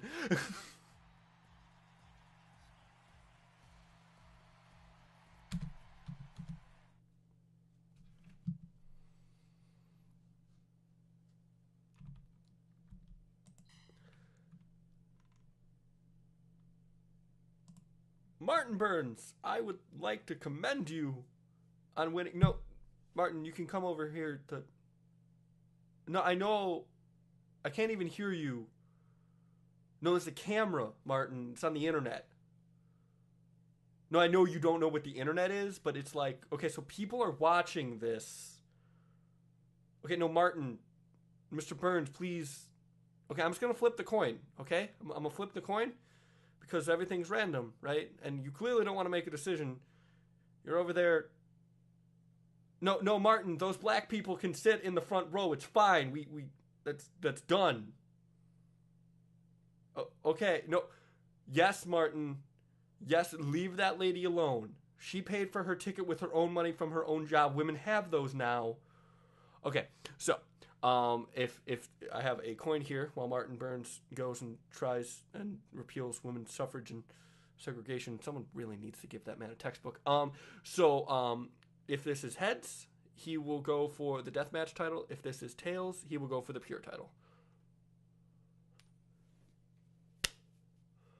And it is tails. Martin Burns will face the winner of Dio versus Green M&M. Speaking of which, let's get to that match because I am fucking done streaming right now. Excuse me while we get that going.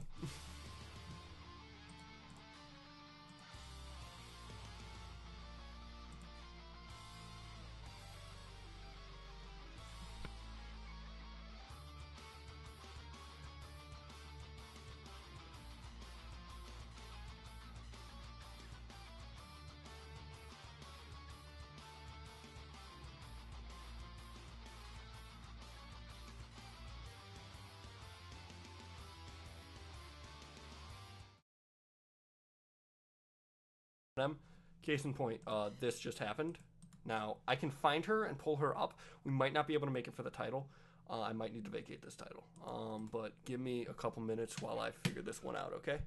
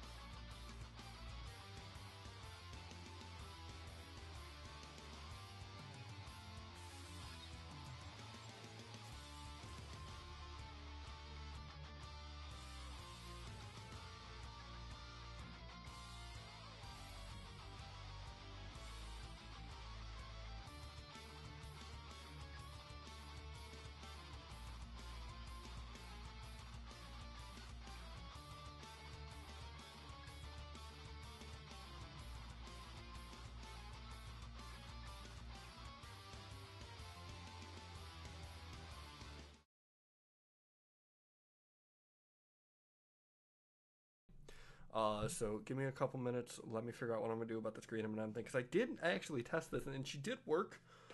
So I don't know what happened there. I don't know if it's just when I pull up that title she stops working or what.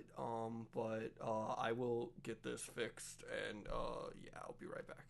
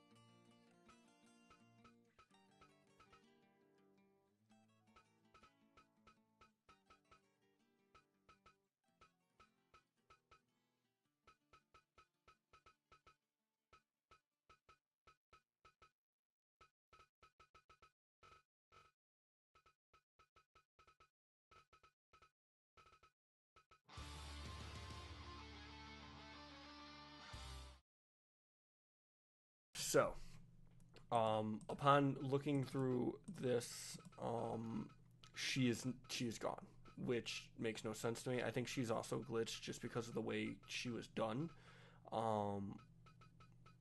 So I went ahead and vacated the title. I'm just checking real quick to make sure that she's not like in here because. Oh hey, it's that dude. But yeah, if she's not in here, then we're just gonna have to we're just gonna have to decide a new champion, which sucks because as much as I didn't like the green M&M, you know, we probably sucks that she can't like even finish her can't even finish her reign out properly. However, Dio definitely getting a title shot. I just want to see what other Dio costumes there are. Okay, yeah, that makes sense. And then, oh, okay, that's cool. Okay, we're gonna do that Dio. And then whoever's in here will be the person that gets a shot at this belt. Pollyanna? I don't know who that is. That's real lackluster. I do have the right to veto at least once. I'm going to use it here. Oh. Deadpool. All right. Sure, I already vetoed. So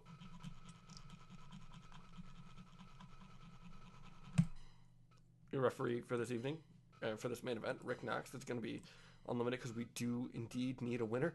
And then yeah, let's go on with this match to crown the interim TTWA Pure Heavyweight title because I'm gonna try and get Green M&M working. So I will be back. I think it's the fact that Green M&M, like, there was mods involved in her like working, and when it updated, she broke. I think so. Right now, we're only crowning an interim. When I fix her, she will fight the winner of this match. Or, depending on how long it takes for me to fix her, she will fight the winner of whoever wins this match versus Martin Burns. Let's go.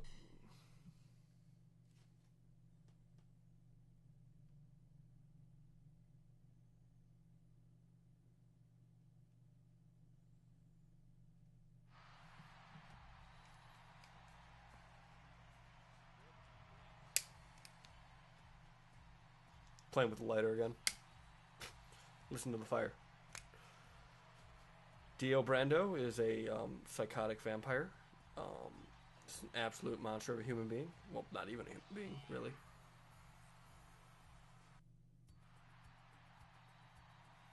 Deadpool is a psychopath, also, but in the good way. Frequently breaks the fourth wall.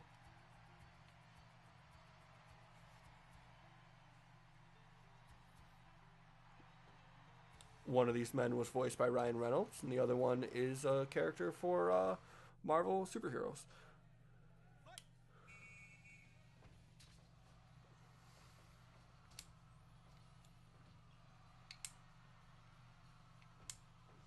What a night for Deadpool, though, right? Like, goes from not even being on the card to all of a sudden, like, you are now in contention for one of the main titles.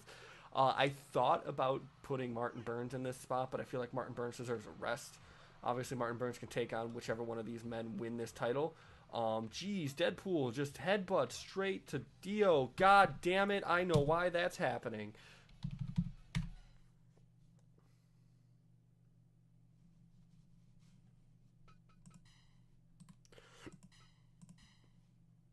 Curious, what Deadpool costumes do I have while we're here? Oh, it's just Deadpool, huh? Okay, cool. Settings, entrance. We'll just skip the entrances then.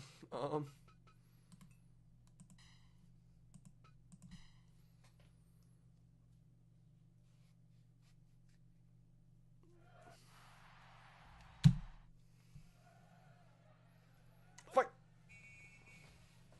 There we go. Dio now actually being sentient, throwing some strikes Deadpool's way, punches him in the face. Both men circle around each other. Deadpool trying to out wrestle Dio here. Gets him up in a pile driver position, hits Dio. Remember, Dio's a vampire. Dio's really hard to kill. Deadpool also regenerates. So this match can go on for a while. I just realized that. That's actually really interesting. Both of these men are pretty much immortal. So very, very interesting. Who can win this match? Dio getting thrown to the ropes. Deadpool slapping him in the face. Dio throwing fire, spitting fire. That's weird. Deadpool elbow drop. Punch to the head. Punch. Oh, multiple punches. Deadpool bouncing off the ropes. Dio going under. Oh, and Deadpool nailing him in the face with a knee, and then Deadpool mounted punches right onto Dio. Deadpool's got a very aggressive style. Deadpool in the corner. Gets out of the corner.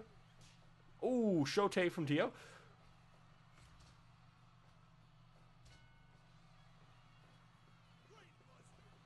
Deadpool keeps yelling brainbuster. Dio throwing some spit. Some fire spit.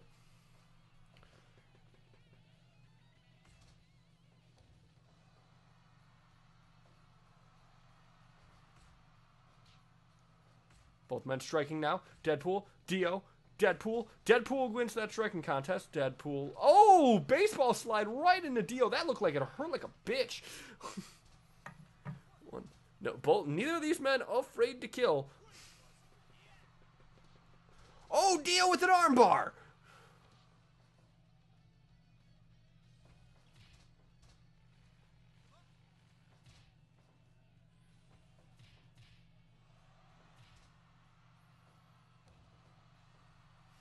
Deadpool with the body press. Punch to the head from Deadpool. Elbow to the face. 5 minutes have elapsed. However, this is an unlimited time match because we do need a champion.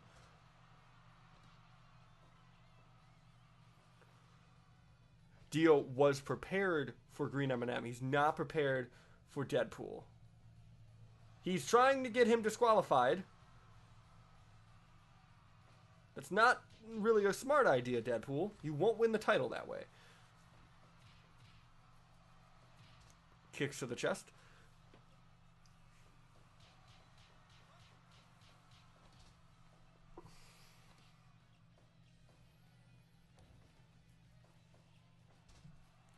Dio with a figure 4 leg lock on Deadpool. Match has stalled a little bit. Deadpool in the corner. Dio now stomping away at Deadpool. This is what Dio needs to get the momentum in his favor and also in his flavor. Dio now choking the life out of Deadpool. Is an illegal hold.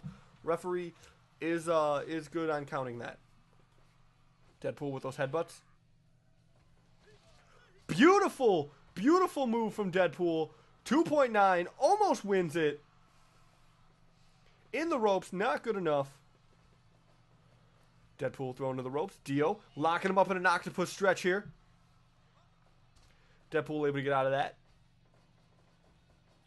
Dio baseball slide right to the knee of Deadpool.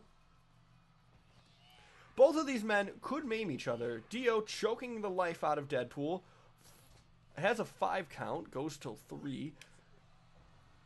Vertical suplex, not a brainbuster as Deadpool says.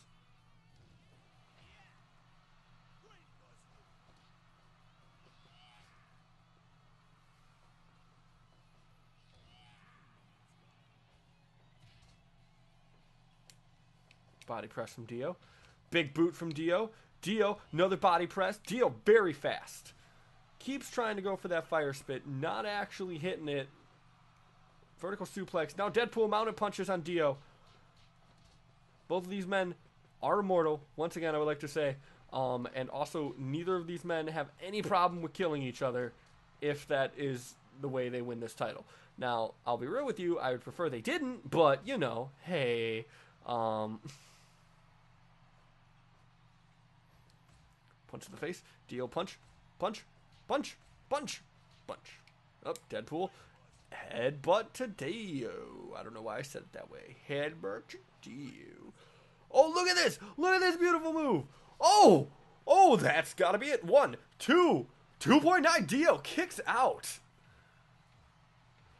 Multiple headbutts from Dio. Big boot from Dio. Oh! Kick right to the face of Deadpool. Armbar! Armbar on Deadpool!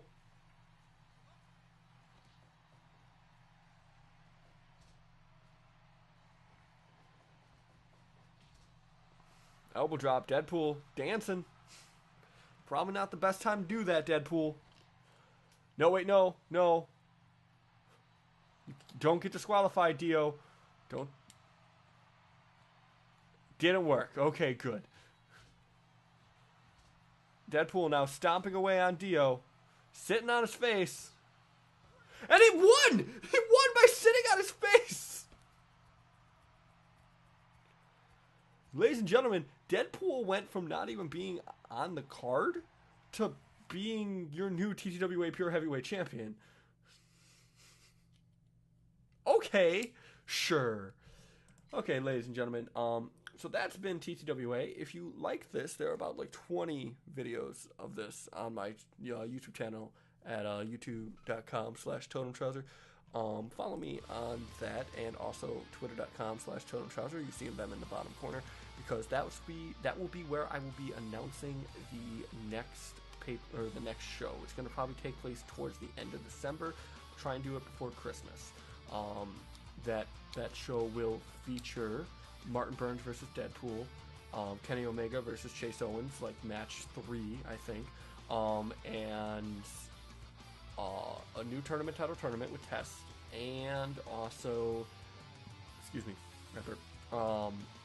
and also a 3-man tournament, and also Lance Cade's first ever 6-man, or I'm sorry, Lance Cade's first defense of the 6 Trials Championship. So I hope you enjoyed the show. You have a good night. Goodbye. Oh, and if I can fix Green M&M, I will probably do so. I'm going to try.